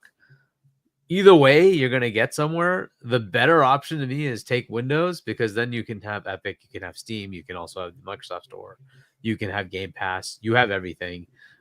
If they can do what like we're expecting, what Sarah Bond was saying, forward compatibility, where you can take your Xbox ecosystem, so all the games you have on the Xbox side, move that forward into the Windows world, that would be an interesting new realm, right? But I don't know. I don't know what they're going to do. That's kind of the question, right? So, because it could be the same bloody thing on both sides. You have a landed desktop, device that's going to work just like the same as your portable device. Same ability to play the same games, everything, except different power levels, maybe, right? maybe similar. But the portable looks like it's going to happen. It just, is it going to be divergent from what we have for the console? That's kind of the big question. So I don't know what it's going to be. It's my guess is that the right path is to go towards Windows, because it doesn't make sense to continue with a isolated thing when you have other partners willing to make consoles. So you could make a prototype just like Surface and say, this is what we think is awesome with our software tuned to our device. And hey, XYZ other vendors, if you want to make one too, we'll tell you how you can make one, and you can have an Xbox that's made by other companies. That would be my path, but I don't know what they want to do. I would think that would be Satya's path as well, because I don't think he likes the idea of locked down, minimal, and only we do it. He would rather sell software, because that's what Microsoft does. So I think they would rather go down that path and say, we would rather partner with a Lenovo or a Dell or an Asus or whoever. Don't care, anybody. It could be PlayStation. Partner with anybody and make a console that just runs everything. I mean, look, people might laugh at that, but realistically, long term, what benefit does Sony have in making something that would be specific to them when they could just do what PC does and they can make their game for one platform, PC? Because they're going to go there anyway, right? And now you have just one freaking game you make, and it just runs everywhere, including your own console. You differentiate your console with its own ecosystem of services, right? Just like, say, the ROG Ally versus the Lenovo Legion Go, they have different ways of manipulating how you see what you see, right? So they have their own front-end UI on top of Windows, right, that you get to use. You can change it out if you like, but whatever, right? In the case of PlayStation, they could just do the same thing. It could be the PlayStation UI on top of Windows. And now you have one freaking game you make, right? And you just put Windows underneath it, and it doesn't matter. You can your same game runs everywhere, but you have the better ecosystem as it is, right? So if you want people to have your achievements, whatever, your trophies, they might choose your path, whatever, right? Or they can install that on somebody else's. So in my world, that's where it goes. It just takes away the whole like locked down world that we're in. That's a mindset we've had because we've had to have that because of hardware limitations. We're now, these consoles are PCs. They just are. They're PCs. So you just have to get rid of the whole like, we're locked down to a console and I have to have a console war. You just have to kind of get rid of that little stupid thing. And then once that's gone, it doesn't matter anymore, right? And I think as progressive generations come along, they don't give a shit. They really don't. They just play games, right? So they're much happier playing on a freaking phone than they are playing on a console. So they just don't care. And that's where it's going to end up. We're the ones stuck with, I have my Nintendo versus my Xbox versus my PlayStation. I can't believe that. Like, that's just us. We bicker about these things. It doesn't matter. Like you could bicker about a Sony TV versus a LG TV versus a Samsung TV. In the end, you're getting a TV, right? It's like whatever. And this is kind of the world that we're in right now, right? So I think that's kind of where it goes. I don't see the main need for Xbox to make something that is very specific to them, niche to them, that is going to have its own little problem getting games versus saying you have the millions of games on Windows, you can just play any of them, right? It takes away that headache. The biggest problem that the portables have right now is that interface, which they kind of have a solution to. It's called the Xbox. You take that interface and just plop it on. Now you have to do some nuances. There are nuances, but it's not that big a deal. The biggest chunk is just taking that interface that's controller based and putting it on top of a controller based portable device. So that to me is what they should do. What they will do, I don't know, but that's my recommendation would be that's the path you should take. Windows, Xbox UI, allow Epic, Steam, whatever other stores on top of yours, and bring forward compatibility, your original Xbox game library, right? So you still get your whatever the heck you have today on your series consoles, it just comes with you, right? So whether that's your 360 games, your OG Xbox games, your Xbox One games, all of it just comes with you, right? That's what I would recommend they should do. Now, I don't know what they will do, but that would be the path I would take, because that device would just be fantastic. And then you say, I don't need to lock it to me. I will give you a reference design that works perfectly. We will subsidize this one based on our ability to buy from our stores, not whatever, right? The way they do it today, you have subsidized hardware, but our partners are welcome to come up with their own concepts, and we will license the ability for them to make an Xbox, and it will be an Xbox, right? It'll still be an Xbox, right? So that would be the way I would go about it, but we'll see what they do. And something that Jez also said, Xbox 2 podcast. Shout out to Jez and to Randall Thor 19, the man with the million. Anyway, that it was that definitely look in the future to them having the ability to have Steam, played on their on an Xbox, and like Seppo said, the Surface team has been around a long time, and they have already said that the Surface team is working with, was it Jason Ronald and them on some ideas. So I mean, I definitely think that there's if it's not a finished product, they're at least going to be doing a lot of R&D and seeing what they can come up with and see if they can make it work affordably to where it's going to do their ultimate goal, which is to get more games to more people, because it's really what it's all about is to get it out there. So yeah, to me it's I think it's definite, and I hope to continue to push this forward. Hamsolo, what are your thoughts on handheld? Do we need one? Do you want one? What's up? You're muted. I'm so good at that. I don't want to accidentally interrupt anybody, so I always mute myself. But anyways, so I definitely want one because I'm always lugging around my Series S with me everywhere. And I think something like this could definitely work as long as they, do the acronym that KISS is. Remember? Keep it simple, stupid. Right? Yep. So I hear a lot of what Hargeet was saying with the whole like UI. What's it going to be? Is it going to be this? Is it going to be that? It should just be straightforward. Just Xbox.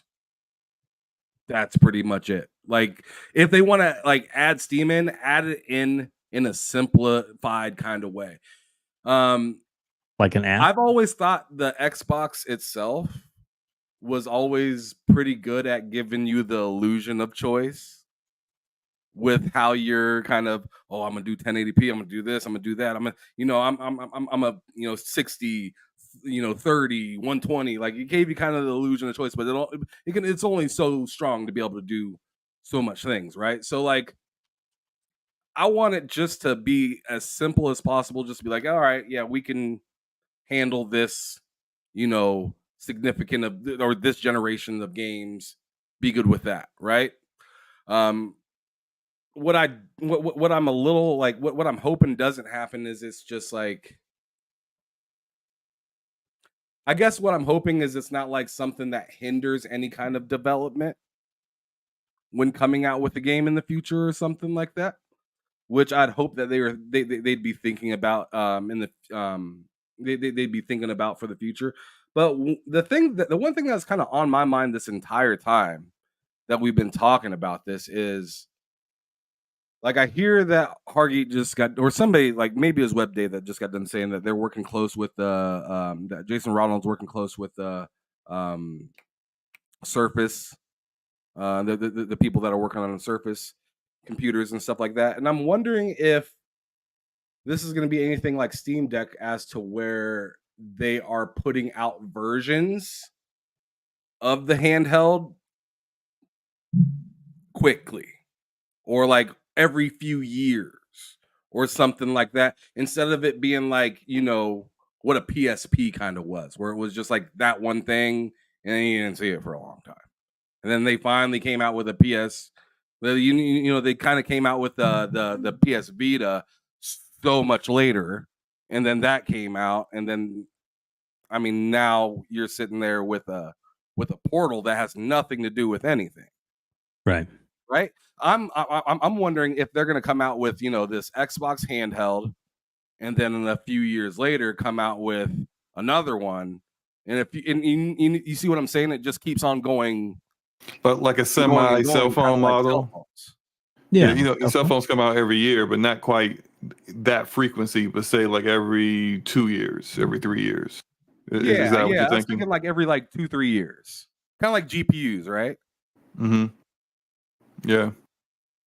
Yeah, go ahead. what do you guys think about that idea? Like in my opinion, personally, I think it'd be a lot easier to keep up on things, but at the same time, it's like you don't want to leave anybody behind.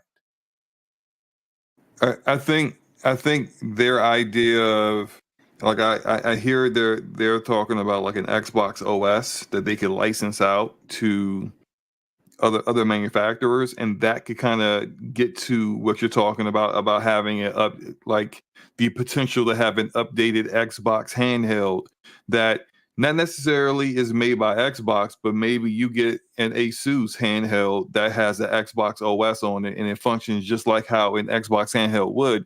And then 2 years from now, you get something made by MSI.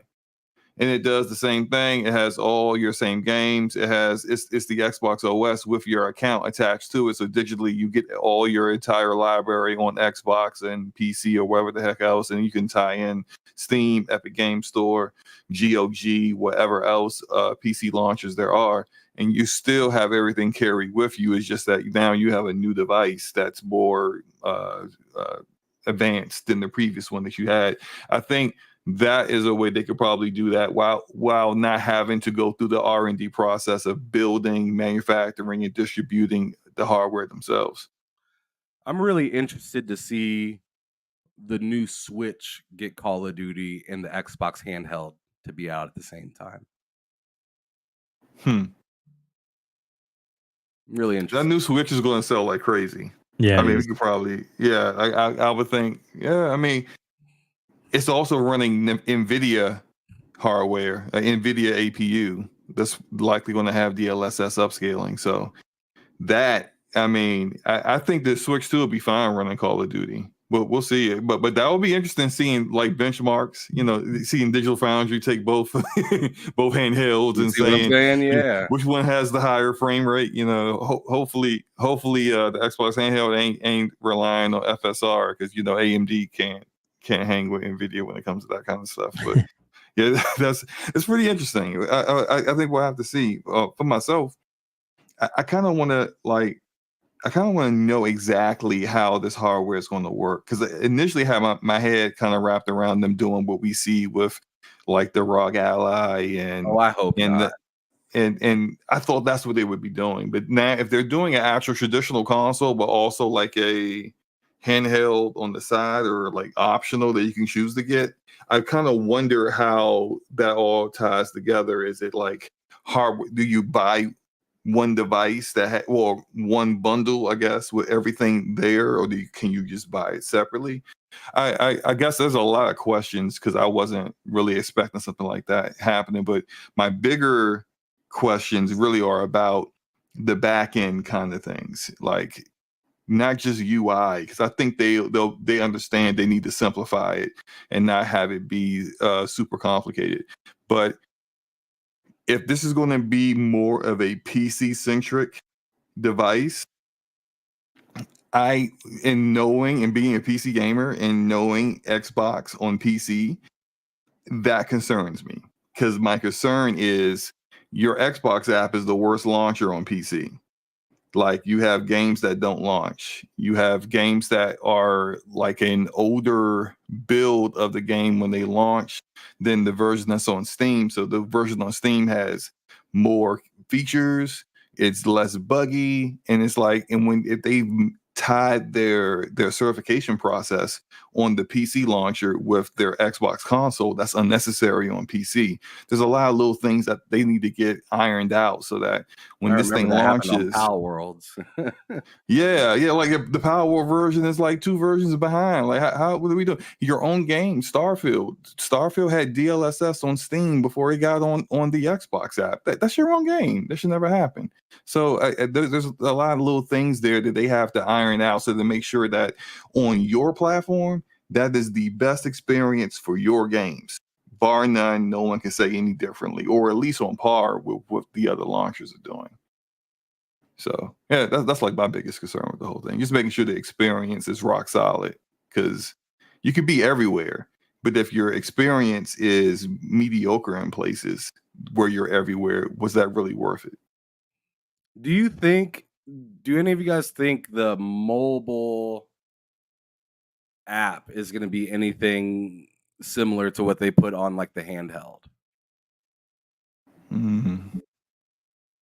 Maybe.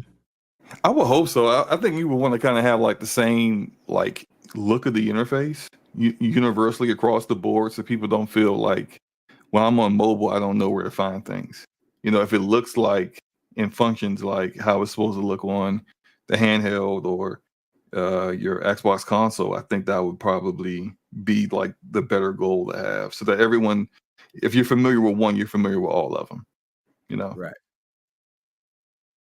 So, Holly, what are your thoughts on this? It's hard to say. I don't want a portal. That's what I'm most worried about, is that it's more of an extension piece. They've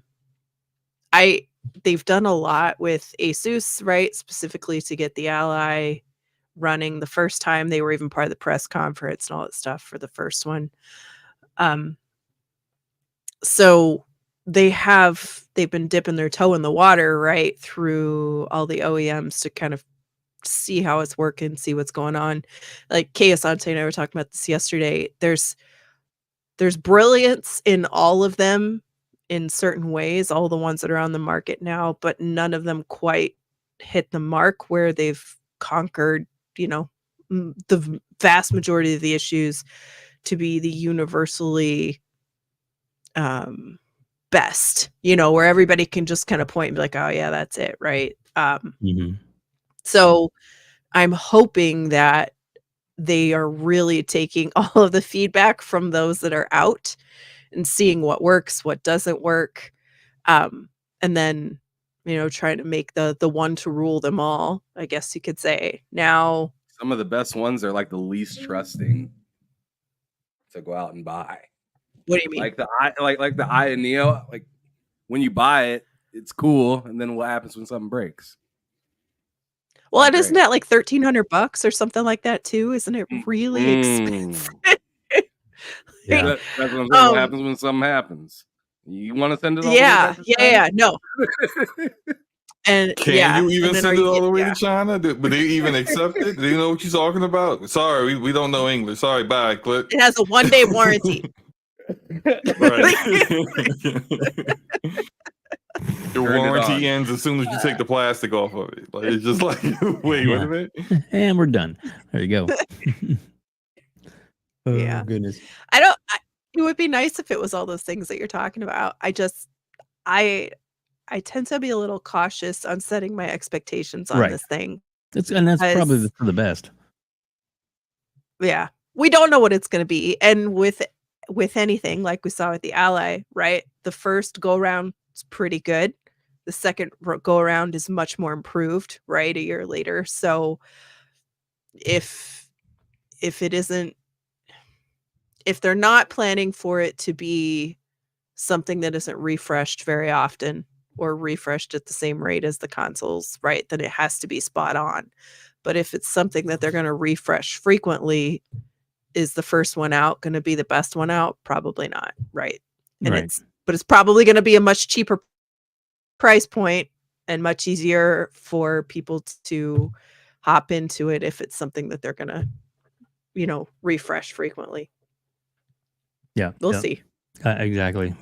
And yes, Neo, we did hear about Microsoft's news that they're selling Tango Gameworks to the Crafton, who makes PUBG, I guess.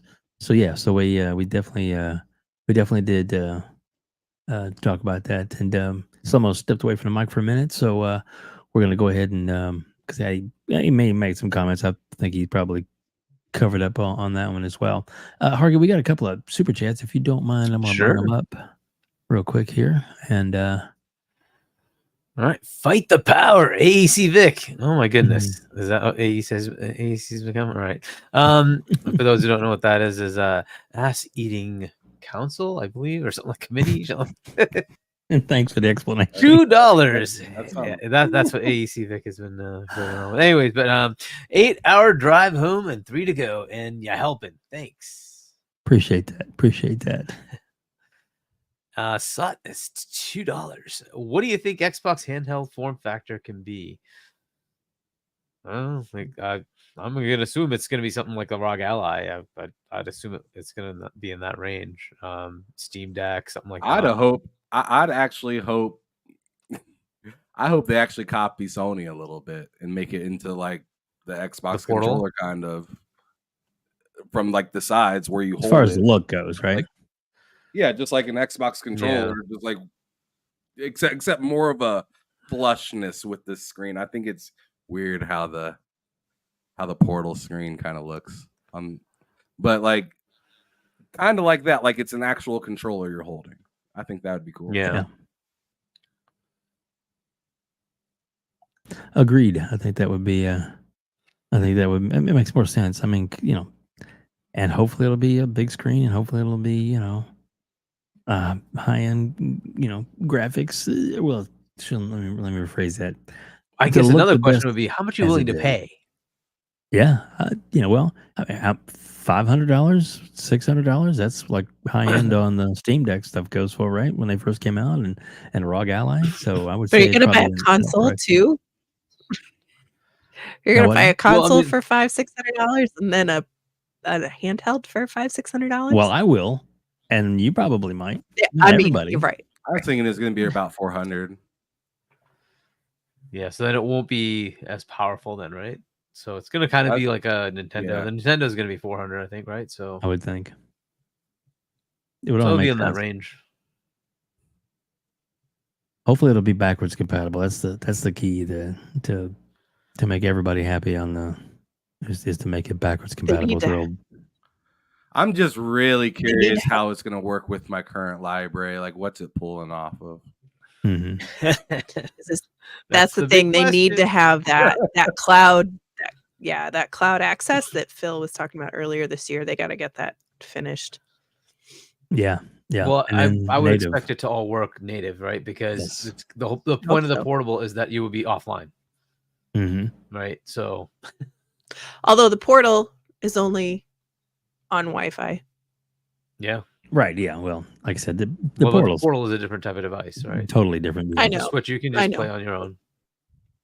Now, if it had the look of the portal, but with Microsoft controller instead of the dual sense thing, whatever it is. Anyway, it would be that'd be cool. 8-inch screen would be great. I don't know, but who knows? It's all just like I put in the chat, all just rumors until it happens. But I'm hoping it's my console games. I'm really hoping it's my console games. Yeah, I'm not going to be happy if it's not my right, because they want to bring the library forward, right? So it's a question of how it like looks if you have all the stores. Like, do you prefer one over the other? Do you get to pick? Like, I'm going to play the Xbox version or the Steam version or whatever, right? We'll just have to see what they do with that. Yeah. So interesting stuff coming ahead. That's for sure.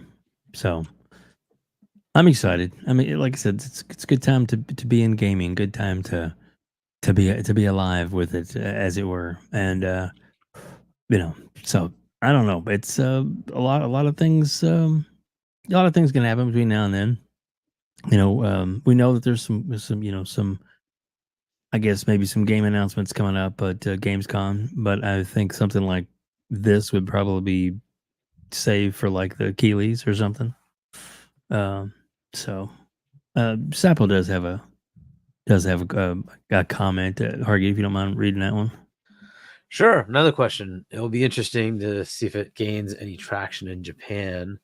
I think this is where not being tied to Microsoft actually would help. So if it's a Asus device or something like that, I think people would be happy to just try it. Like, I don't think they care as much, but I don't know if Xbox is just marred. I don't know if it's possible for them to really do much in that territory. So we'll see. PC does okay, right? PC obviously does fine, but like, I don't know. As a console, I don't know. Yeah, or partnership with Sega, the Sega Xbox To make a handheld. Sega console, that'd be interesting. That would be hilarious. Hilarious. So yeah. Oh my goodness. Have you made it back there, SloMo? No, maybe not. Okay. He had to step away from the mic. His wife came home, and I'm just saying. Anyway. I'm just playing. I don't want to get in trouble.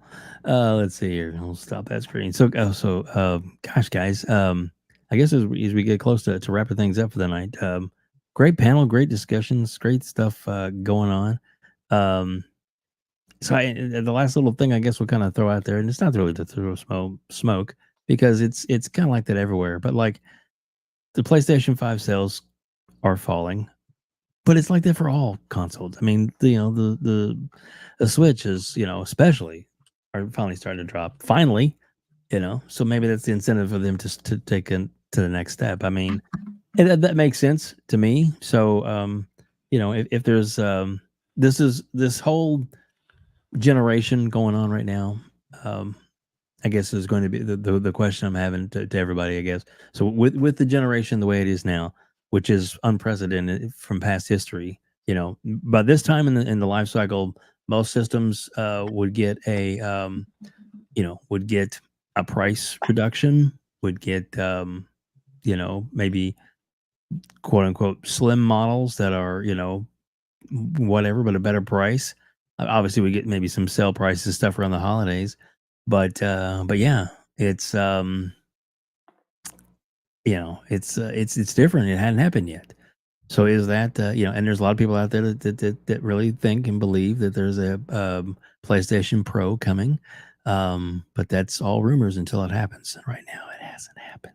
Sorry, and technically, only one person has wrote about it, and everybody else is just going on about it. Yeah, Joey, we talked about that earlier, buddy, about the Tango Gameworks. Let me see if you because I think you said you sent me some of the DMs, but it's if it's about the Tango being picked up, then yes, we actually we talked about that. Oh, there we go.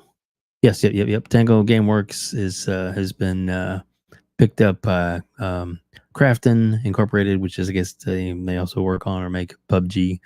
But as far as what that means, we haven't had a chance to really break it down and get into the story since it just broke. As far as like what all does that mean, and we don't even know if there's all the answers are quite there yet. But yeah, that's good. So we would assume that there's going to be a a Hi-Fi Rush 2 that that can go forward and stuff like that. So who knows? And as far as what Microsoft still has the rights to and what they've relinquished, that's kind of cool. Like I said, it's good. No, Joey, it's all good. He says, "Damn, I'm late. Sorry." It's like, no, you're all good, dude. We appreciate that, dude. That's the way this works, man. When you find out something, you jump on and you let us know. So thank you for that. So you're working, man. It's all good. That's much appreciated. But yeah, so I guess back to my question, guys. Is so this generation is different than every other. And we don't have the announcements that we thought we would have. So are we, and there's big rumors that, 26 from Jazz and a couple others that in, 26, that there's going to be a new next generational Xbox console coming of some kind. Is that, do you guys see that that's really the way we're going? And on the PlayStation Pro, if there is a Pro or ever was a Pro, do you think they're going to release it soon? Or do you think they might just scrap it or bump up to their quote unquote PlayStation 6? Hashtag no PlayStation 6. Shout out to the king. Just saying. And also got to say this. If you like this video, please hit the like button. Anyway, thanks, Dirk Griggity. Anyway. So SloMo, are you back yet? And we're going to start off with the blue number. Blue, what do you think, darling? Do I think there's a PlayStation 5 Pro? Yeah, I do. Okay. I think it's coming. I would assume next year. It's a lot of R&D. The only thing is that the price on it is probably going to be $600. Even if it's $500, it's still, I mean, we know tech really isn't the prices on tech aren't coming down, right? Which is why console prices aren't dropping. So the Pro is going to be, it's going to be a jump, but I'd argue what for. It's not something that, I mean, even if Xbox was making one, I'd probably buy, but it wouldn't necessarily be a financially smart decision to do that, because just for what you're getting, plus I have a gaming PC, so for me it's not, you know, as big a deal. But I think a PS5 Pro is coming, but they're gonna have to have a game to really, you know, shine with when that does come out. I think they're, or at least a good lineup for the year when that does drop. So that's at least 2025, depends on when Wolverine's ready. I'm sure they're banking on that GTA 6 money, but that might get delayed to 2026. We will see. Either way, it's going to be a selling point for a PS5 Pro for GTA 6. What was your other question? So, well, about the Xbox. if Xbox is going to make another. Well, no, I guess we know they're making one, but if it's 2026 and GTA gets bumped back to 2026, and if it's quote unquote generational leap, you know, higher, better technology, then why would you waste money on a Pro if you can get a even better next gen console from Xbox? Just saying. That is a good question, but it goes back to the fact that we all have our digital libraries somewhere. So if you have all of your old games on PlayStation, odds are you're probably going to pick up the PlayStation if it's important enough to you to play GTA 6 on the highest of where you can get it. It is a good selling point for Xbox if their alignment of the next Xbox comes out close enough to GTA 6, for sure. If you've got people who are, you know, kind of willing to bounce back and forth, especially because Call of Duty will have been out 1 or 2 years in Game Pass, and hopefully that cadence of one every quarter will have, you know, kind of started to show that it's true. You'll have South of Midnight, you'll have Fable, you'll have, you know, these other games that'll be either out or coming out momentarily. Gears E-Day is probably going to be the launch title for the next console. They've got a lot going for them for people to want to pick up that next console. Definitely.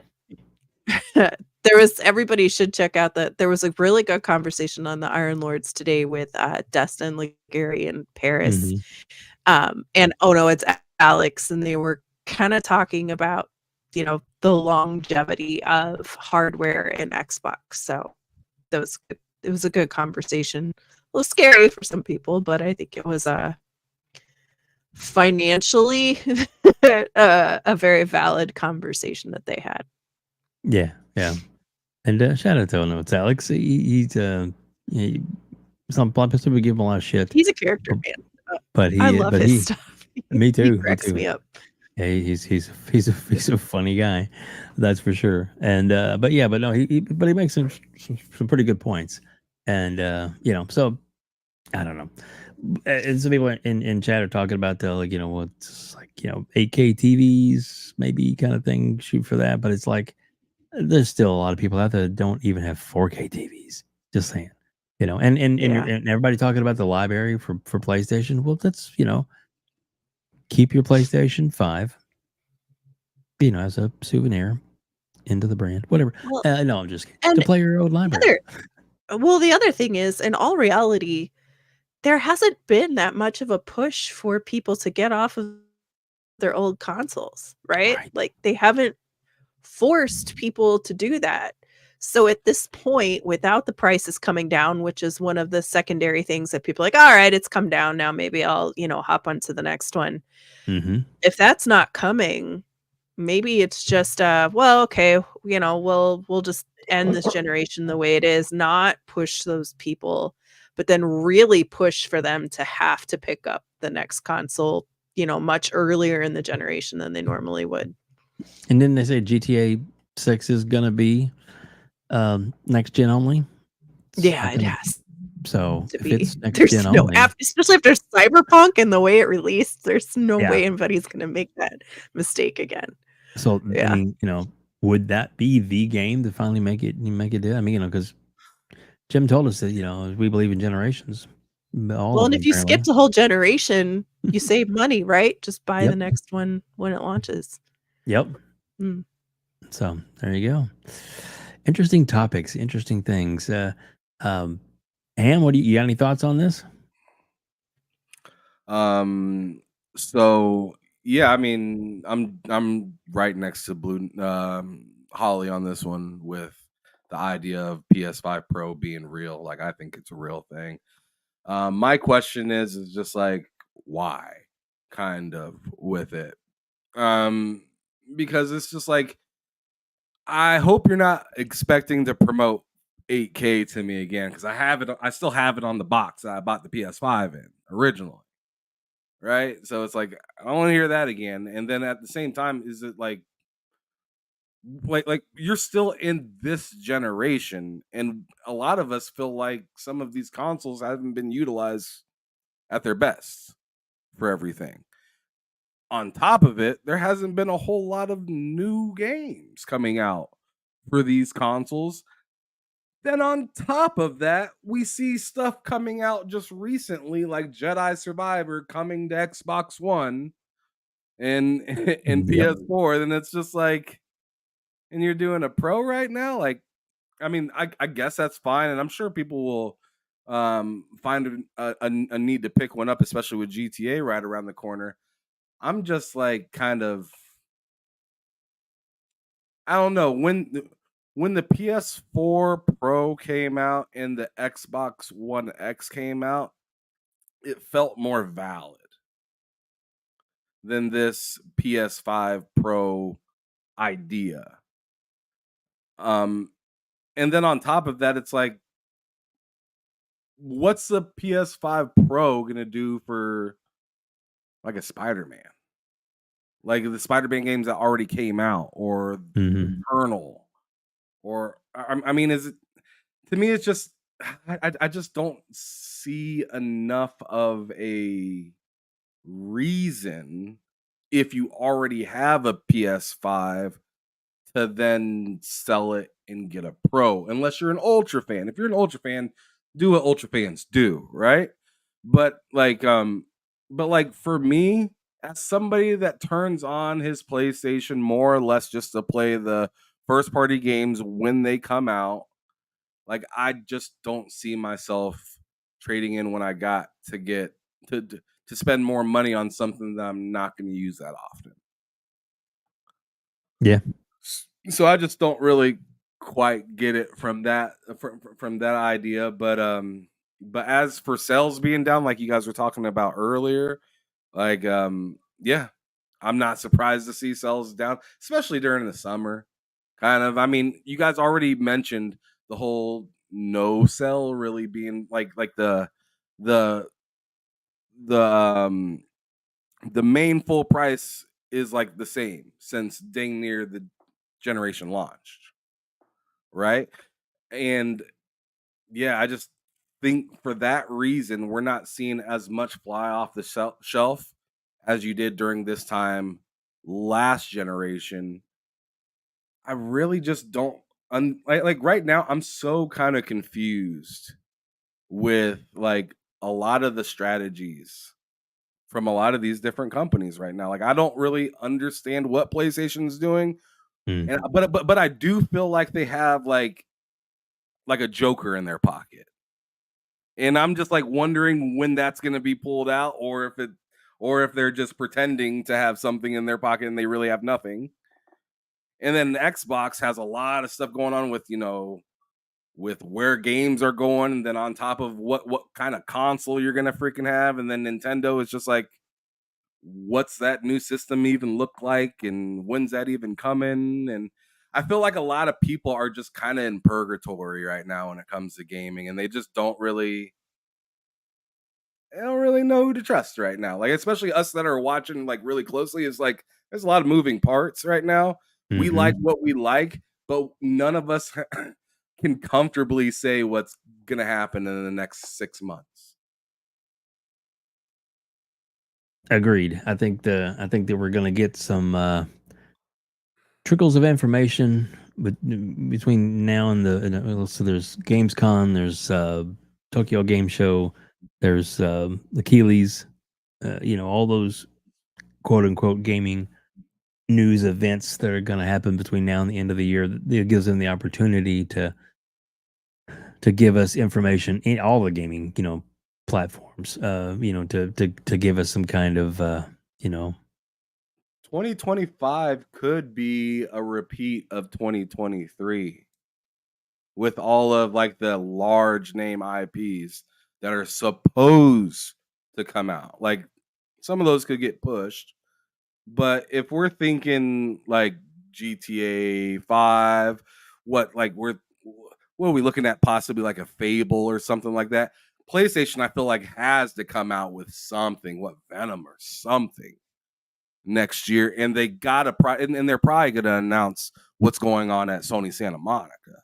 Yeah, but even Go then, ahead. they said it that they don't think it's there's not going to be any quote unquote first party release till at least June of next year. I mean, hopefully they'll announce I thought they said something. April of 2025. Yeah, it was their fiscal year. They said they weren't going to have any big like established IP releasing this from fiscal. whenever. Yeah, this fiscal year. So I think that ends in April of next year. But that doesn't mean it's coming out in May. You know what I mean? It can come Right. Come Yeah, out if something ends in is March, coming out that soon, they would Starting need to April next announce it. They would need to announce it before then. And clearly, they ain't had a showcase in forever. So we don't know what is coming out outside of Fair Games and Marathon. and That's their big game, Marathon. Last thing Concord, which we and haven't Astro talked about, Bot. by the way, the Baby fails of steps. Bungie. But anyway, last thing I want to say Go ahead, though, man. real quick, before SloMo's finally back, so we get to hear from that brother. So I'm happy to hear from him. But the last thing I wanted to say from it is like we have, like I said, the idea of this PlayStation 5 Pro coming out, but like Astrobot's coming out like right now, and that like seemingly utilizes everything that PlayStation does. So it's just like I don't know what this PlayStation 5 Pro is gonna come with that's gonna make somebody like me be like, I need to turn in my current PlayStation and get that. Like, are they gonna have like some sort of like backwards compatibility added to it or something? Like I just don't know. Which would be insane if they had something where I could actually put up one of my PS3 discs in. I'm gonna trade in my PS5 currently and just go get the Pro. I ain't gonna lie, I'll do that if I can put if I can put resistance into my PlayStation 5. That'd be cool. But like, I just don't know if they're gonna do anything that like that shocking for me to want to go out and replace. Yeah. There you go. So, SloMo, did you hear what the question was? No, but I got the idea. It's about PS5 Pro. That and also the either way or both the next Xbox that's supposedly in the works and coming out in 2026. Still rumors, both of them. So. Well, it started with like the numbers decreasing, right? So everybody's numbers are decreasing as far as sales. Yep. Right. So that's kind of the backdrop. And then what's to come? What's gonna like? Why did that happen? Things like that. Yeah. It's why all these the hardware sales are dropping. I think it's different for each platform. Like Nintendo sales have not kept up year over year, and that's also because Nintendo has announced that they got Switch 2 on the horizon. So why would you buy the current Switch when you got an upgraded Switch coming next year?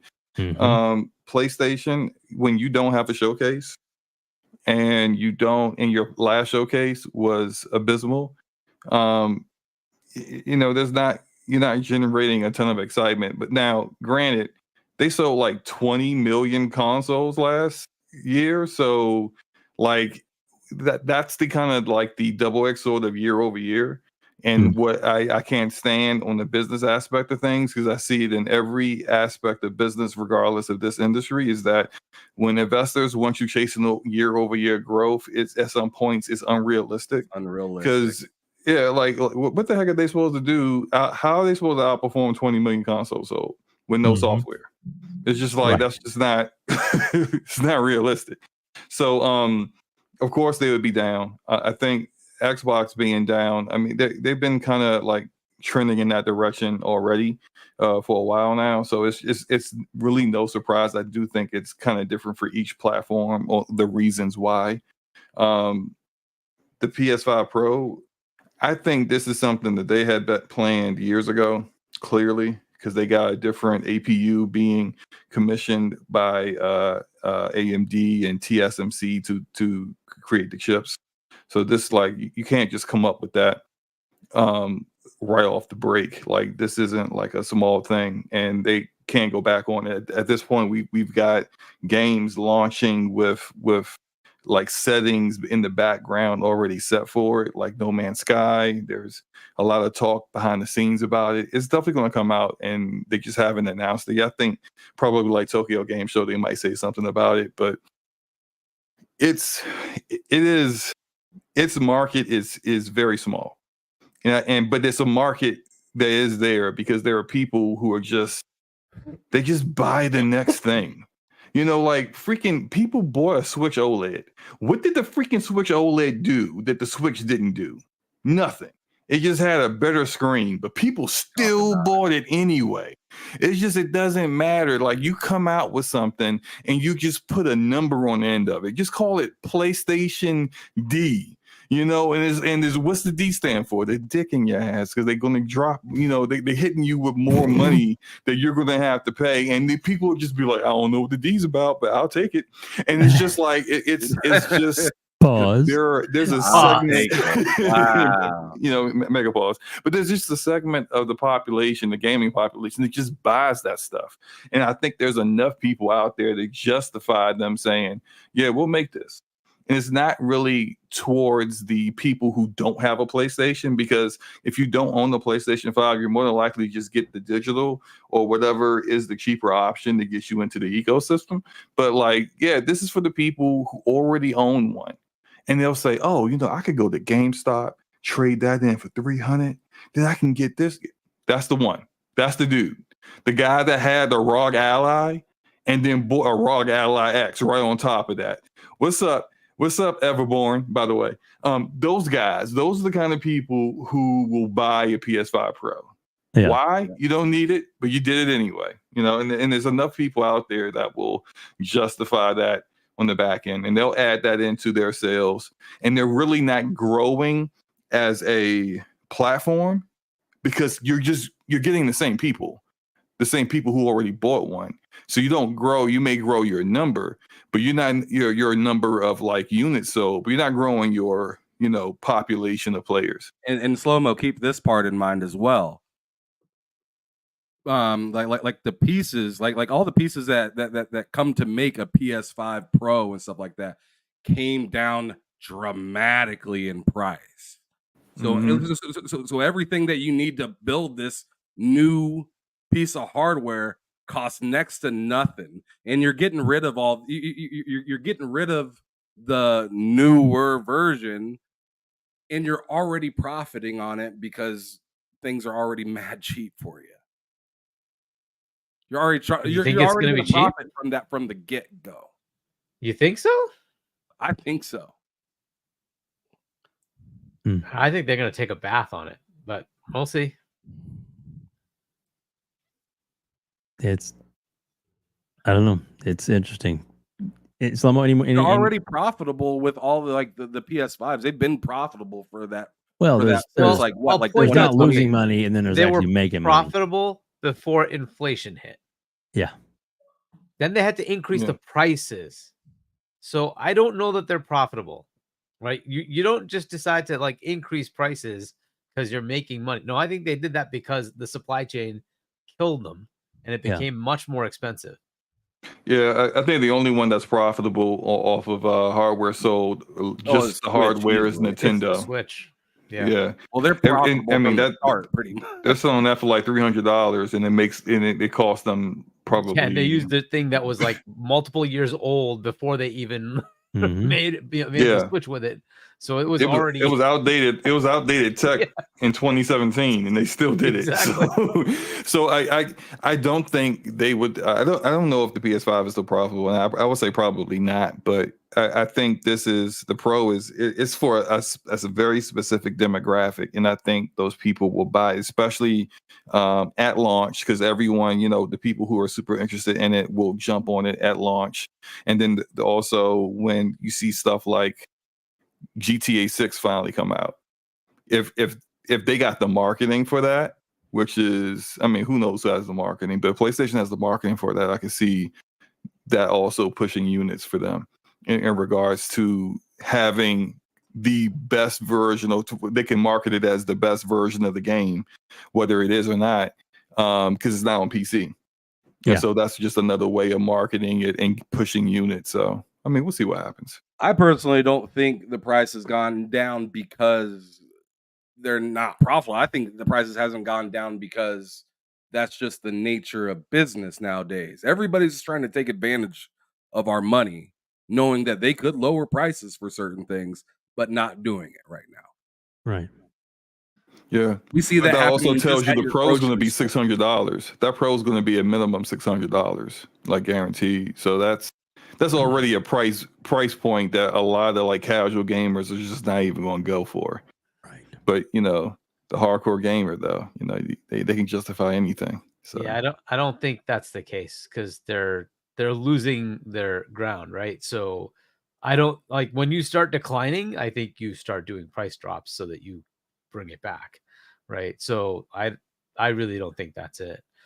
But I don't know. Go ahead, SloMo. yeah, I don't think they can afford a price drop right now. I don't think any like even with the new for Microsoft, the new Xbox Series S, the one that's like 1 terabyte, that thing's $350. That's overpriced. Yep. That should not be $350, but like I don't And think they they have can a afford to make $600 it any model cheaper. coming. Right? Yeah. They have a 2 terabyte $600 model coming. Yeah, I If you just want a don't disk think drive. the way You're the cost to do business is right now, I think it's just they can't make it any cheaper right now than they currently are. Like I think they're selling the PS5 the PSVR 2 at like $200 because it's not selling. So they have to even clear out inventory. They have to do that. And they're putting it on PC, which they should have did at launch, but they're putting it on PC to also kind of help, clear out that and actually build up a player base for it. But outside of having a massive like glutton of supply that you need to get rid of, I just don't think that any of them can afford to drop their prices. Agreed. Hargeet, closing thoughts on this topic? All right. So where to begin? All right. First, the numbers. Xbox's numbers came out first, and everybody thought it was the end of the world, and the console numbers are horrible. And I'm like, but they're on track. Like, so the first assumption is that people expect Xbox to match what their competitors do. They're not going to match what their competitors do. Their competitors, by the way, can't match what Microsoft does in Windows, which they own, and in monthly active users on mobile, Windows, and console, right? They're substantially higher than both of their competitors, probably both of their competitors combined, right? So they're in different worlds, right? They're on console like they're in Surface. We have a vector for you. We have another vector for you. We have another vector for you. We don't care. You can come in any one of them, play our games. We just want money from you, right? So they're in a different business model. Nintendo has a business model of, this is our platform. You must buy our Switch and you must play our games on our Switch. Cool, right? PlayStation, pretty close to the same, but finally figured out, God damn it, our games cost too much. We're going to put them on PC too. So they've become multi-platform. They're eventually going to go to mobile as well. They've started the journey, right? But they're way behind, but they're starting the journey. We'll see when they get there. Microsoft kind of kickstarted that by buying King, right? So, but hey, that's kind of where they are.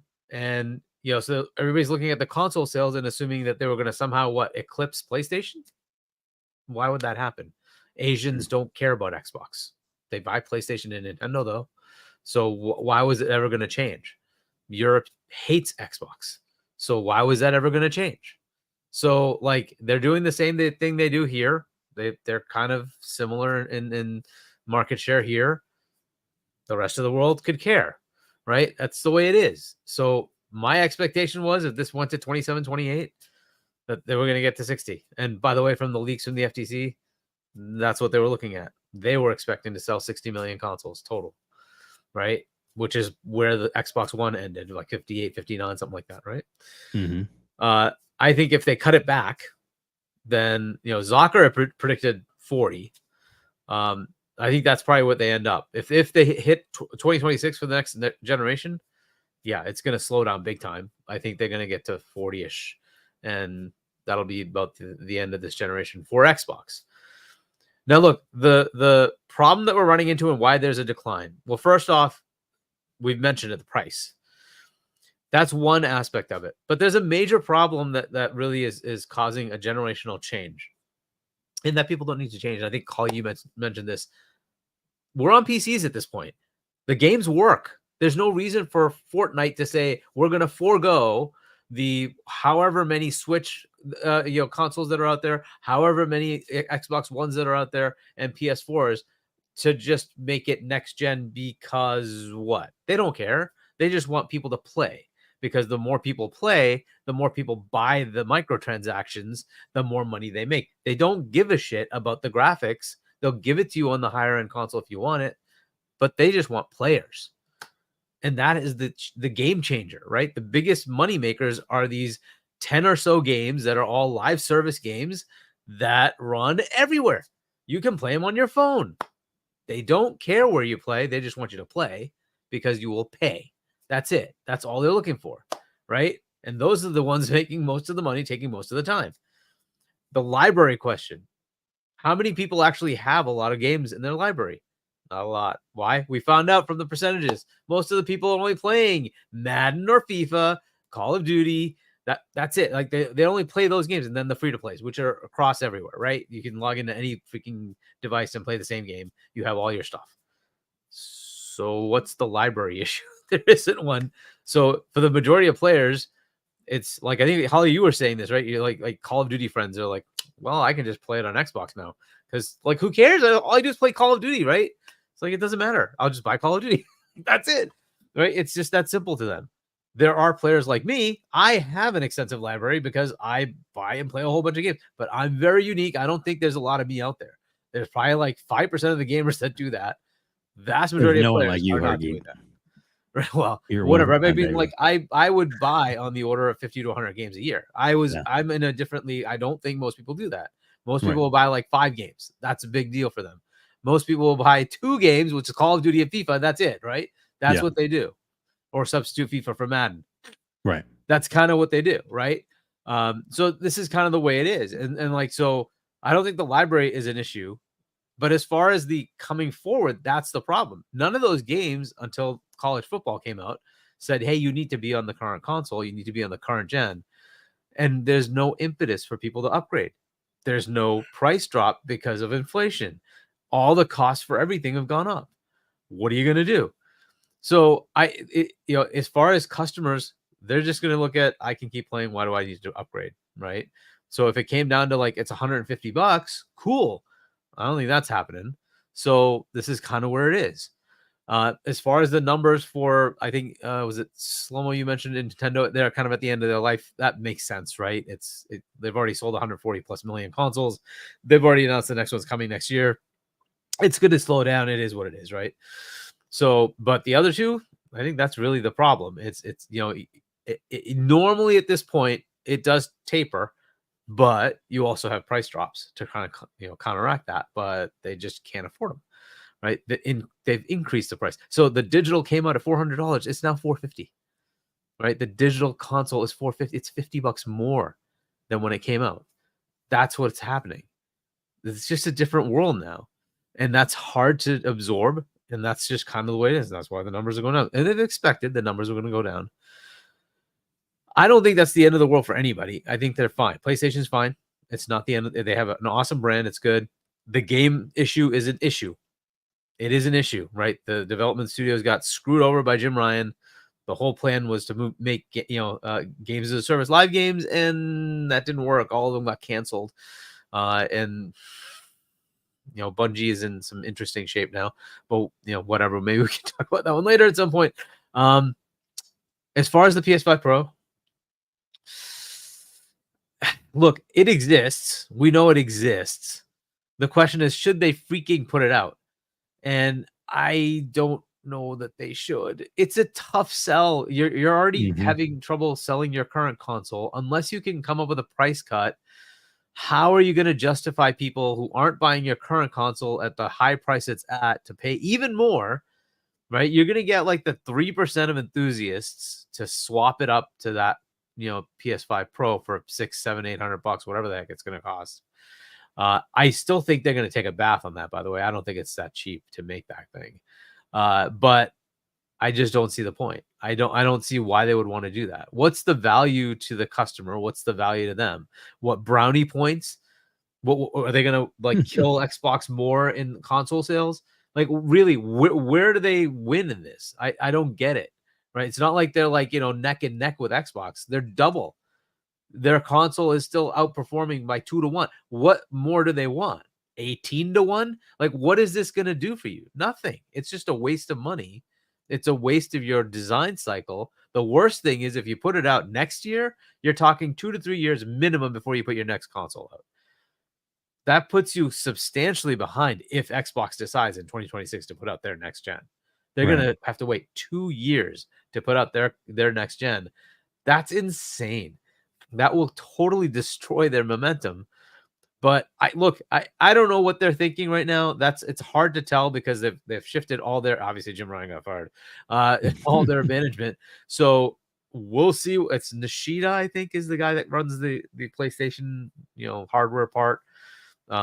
What his thoughts are and what they plan to do with this PS5 Pro. I know it exists. It's pretty clear it exists because we had, was it No Man's Sky? Like the code leaked or something like that, and there was like, it was No Man's Sky, right? They kind of found the code name for the Pro, so we know it exists. It's just a question of, do you put this thing out, and do you put it out this year, which makes more sense, just from a hey, I have to then start the design cycle and create dev kits and send them out perspective for the next generation, or do you put it out next year? Because GTA is coming, and you might actually have a game or two that actually takes advantage of it. It's just a bad place for Sony right now. Their competitor Xbox has no interest in making a mid-gen at all, right? They're looking to go next gen. This is a bad place for them to be, but it is what it is. They're probably gonna put it out, but if it was me, I would have scrapped it. I can't even sell my current console at a discount, and you want me to expect people to pay even more? Yes, there are going to be some enthusiasts, but it's not going to move the needle. It's just not. The pros came. The only time we had this was the Pro from the last gen, and it made sense then because we went from 1080 to 4K. Okay, I get the jump. I think it also was a bad idea in the fact that we did that, and then the next gen didn't make any sense. Right? If you already had that ability with the Xbox One X and the PS4 Pro, you don't see much of a delta when you go to a Series, S or X or a PS5, because the vast majority of that upgrade already happened for you because you got the One X or the PS4 Pro, and you saw the 4K or the mostly 4K. That kind of killed the next gen momentum right there. But whatever. I don't know if they, what they're going to get with this. Maybe more ray tracing, I guess, if that makes it fancier, cool. I just don't know what the thing is going to be that's going to say, you need to spend $700 or $600 for this thing. Okay. They'll have to figure that out. That's kind of my thoughts on the PS5 Pro. I think it's there. I just don't know if they should put it out, but they probably will. Yeah. As far as the next gen Xbox, I hope they do put it out in 2026 because it looks like they're going to beat their competitor quite a bit, and that's a good thing. By the way, have to also look at Nintendo as putting out their console next year, and that console will sell like hotcakes, and it will now have third-party games. It will now have their own games looking better. It's going to be an interesting mix, so they're going to kind of come in and really compete, and that could be big headaches for both PlayStation and Xbox, which is good. It's good for us consumers, but that's an interesting thing to look at as well. Yeah, it's market disruption time, right? So we'll see what the heck happens. There's also the whole thing of where does mobile go? What does Apple do? Where's AR and VR? What's happening in that world, right? So there's a lot of little things happening, and maybe some of that will take, some of it will flop, whatever. We'll see what happens. But yeah, there's interesting times. But I don't think either one of those platforms is in trouble. Like, people overestimate that Xbox is going to leave the console space because they're not selling enough consoles. This is on target. It's not a problem. And Matt Piscatella came out and said consoles are fine, including Xbox. They're fine. It's not the end of the world. Yeah. So, well, there you go. Guys, thank you all so much for joining us. Thanks everybody for being here. We went a little over. You guys are all fantastic. The chat's absolutely on fire. And no, that is not the real MBG in the chat. So FarQ must be lurking somewhere. Just saying. Hey, FarQ, shout out to you. Anyway, but that is the real special Nick, because he's special. Remember that. Pony alert. That's funny. Oh, goodness. So we'll stop at the corner. SloMo. BackSlap, dude, thank you so much for joining us tonight. Please tell everybody where they can find you, when your shows are running, and where they can reach out to you to discuss gaming. Yeah, absolutely. Great time. I had to take a quick break. Wife came home, then there was groceries and stuff, and then next thing you know, I'm just all over the house. First, so baby. It's all good. Yeah. Appreciate being here. Great panel as usual. Great chat. You can find me and my homie Gaming Forte on the DPS channel, Damage Per Second podcast.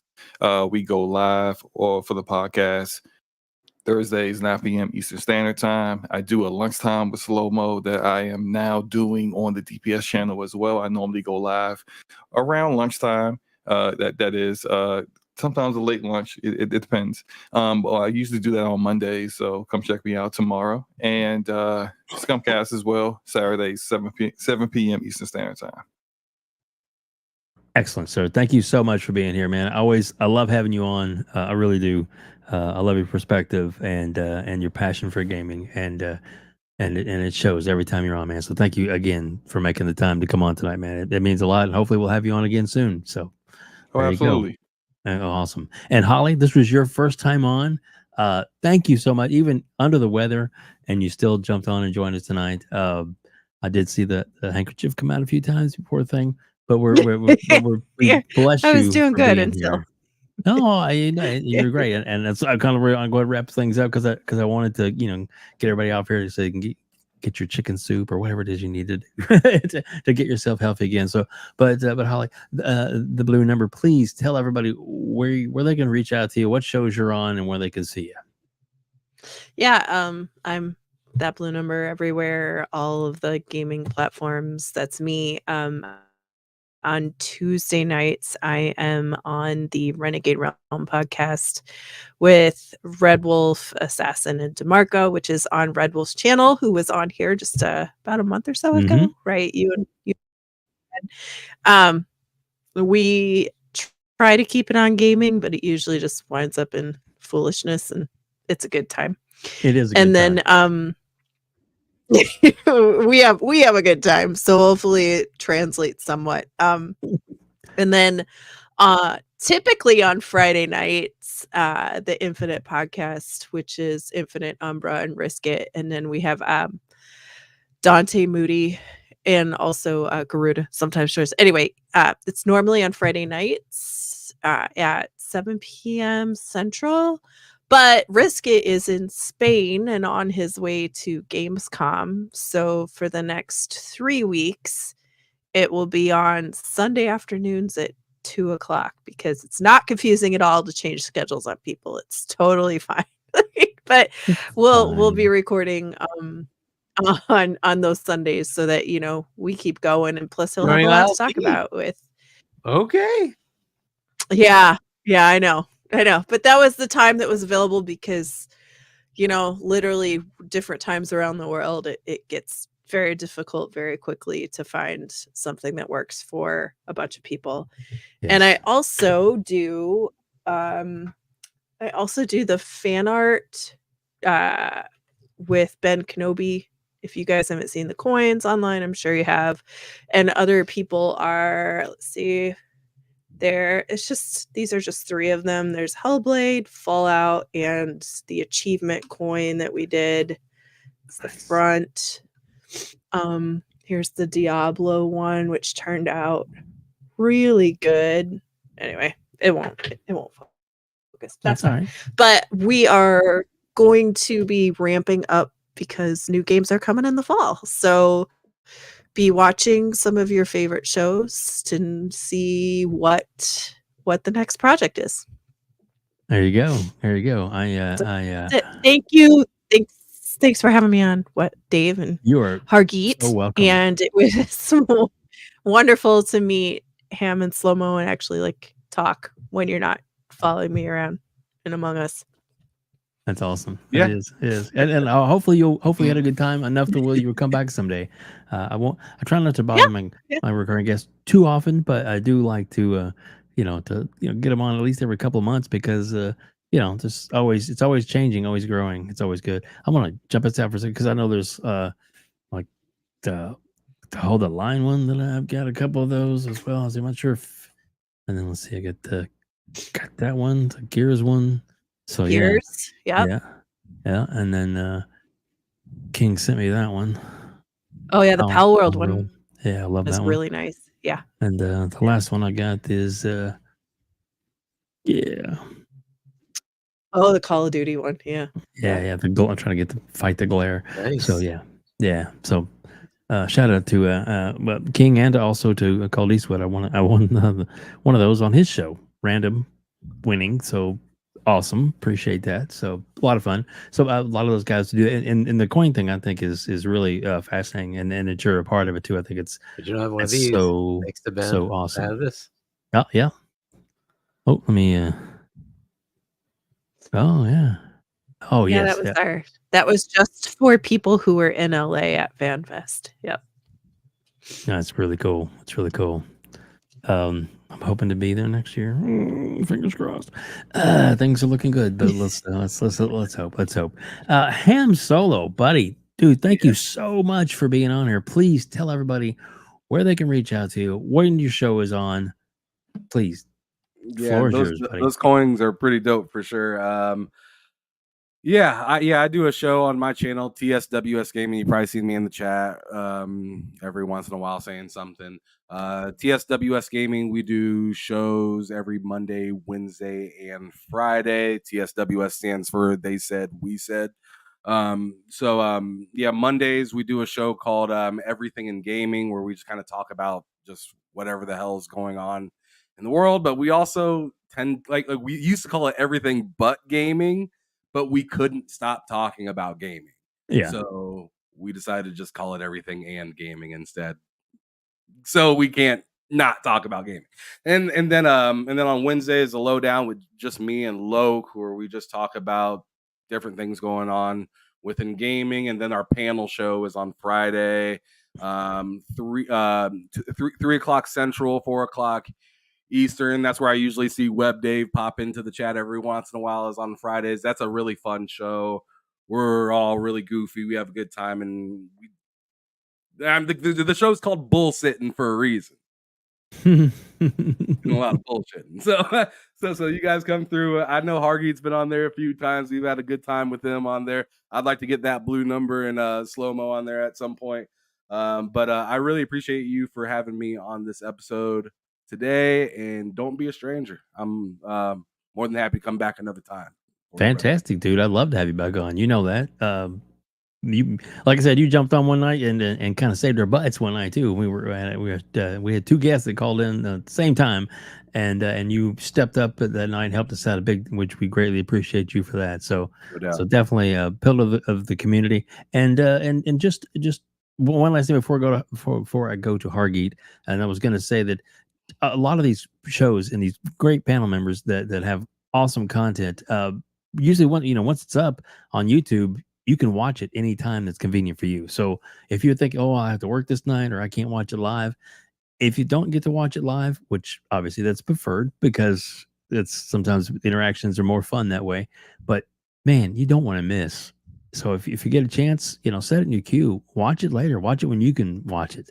And when you're watching it, the replay, still hit the like button, hit the subscribe button, share that out. Especially if it's something that you enjoy, share your passion for gaming with everybody else and all the friends that you have as well too, because it really means a lot and it helps everybody out here.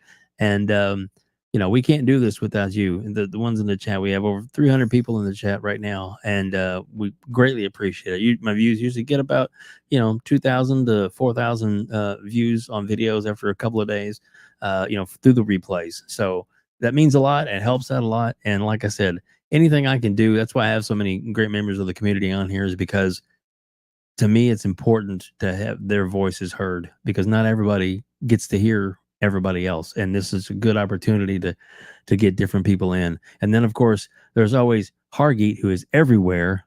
I'm just kidding, Hargeet, buddy. Please tell everybody where they can find you, all the shows that you're on, and what's going on with you, buddy. Yeah, well, you can subscribe to my channel. It's Hargeet Chani 1 on YouTube. And if you want to pick up my book, I'm sure everybody's already heard about it. It's Emergence. It's a sci-fi novel based on sort of Mass Effect-y like story. Shop.chani.us. Check it out there. And then I will be on Double Barrel Gaming's Primetime Gaming on Wednesday at 7 p.m. Followed up by my double header with Games Talk Live on Fawn's Gaming's channel at 10 p.m. U.S. Eastern Time. And then I'll be on C Money and Doodles Night Shift on Friday at 7 p.m. U.S. Eastern Time. That's On Point for Gamers. So check that out. I'll be back here, and then we'll see what happens next week. I'm sure there'll be more fun.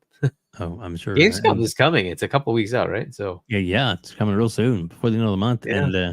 And somebody Thatch put there in on the Hargeet, they liked Hargeet's E-Day reaction video. It's 75,000 views. I think that's awesome. 75,000 views. That's crazy. So, yeah, and it's a good little clip to watch. And that's the thing too. Hargeet, like, he's not on social media, but he is on Discord. So in the below, it's on there as well. Which Discord is now tied in with the Xbox. And you can, no, I'm just kidding. Anyway, so yeah, you can message him, reach out to him there, and everything. So yeah, guys, thank you all so much for being here. Thanks everybody. Please hit the like button, hit the subscribe button. We're on our way to 3K on subscriptions to the channel on YouTube, and it would help. Just little goals. I don't know that we'll ever get to 100K, but by God, we're going to keep trying. That's all I can say. One of these days I might get there, but that's all right. Not everybody can be Colt Eastwood. Can they, Colt? Just kidding. Colt was in the chat earlier. We love Colt. He's awesome. In fact, he was on the show with Red Wolf and you the other night, and that was great. Holly, when he was on there with you guys. Colt is amazing. Yeah, member those of the two are community. characters. They are. Yeah. They are. I tell you, I'll say this. I love Mag to death, and I loved it when they had Gaz on there. But if anything ever happened to that Mag couldn't do the show anymore, I guarantee him and Red Wolf ought to do a show together. Just saying. I think that would be, a good candidate for another host if he needed one. Not that he does. No, that's not what I'm saying. Please don't. Mag said, "You should get rid of Mag." No, not what I said. Freaking second. Anyway, thanks guys for being here. Thanks for enjoying the show, because God knows that you did, because I did. Wait a minute, let me get this comment off here. Make sure there's no more super chats. And nope, we did have a channel member resubscribe. Let's see. KJ Wars 85. Yeah, re-up. Thank you, buddy. $1 is if you wanted to, and it's $1, so you can have access to all these cool emojis and stuff that's in the chat. So appreciate each and everyone for being here. I think I need to go home. Don't you think go? Wait, I'm already home. I think it's time to take a nap. Oh my goodness. Usually I have to be at work, but not tonight. I'm off, so I'm gonna go play some games. Nice. Yeah, I don't know what I'm gonna play, but by God, I'm gonna play something. Well, thanks to everybody for joining us here on the Gamers Council.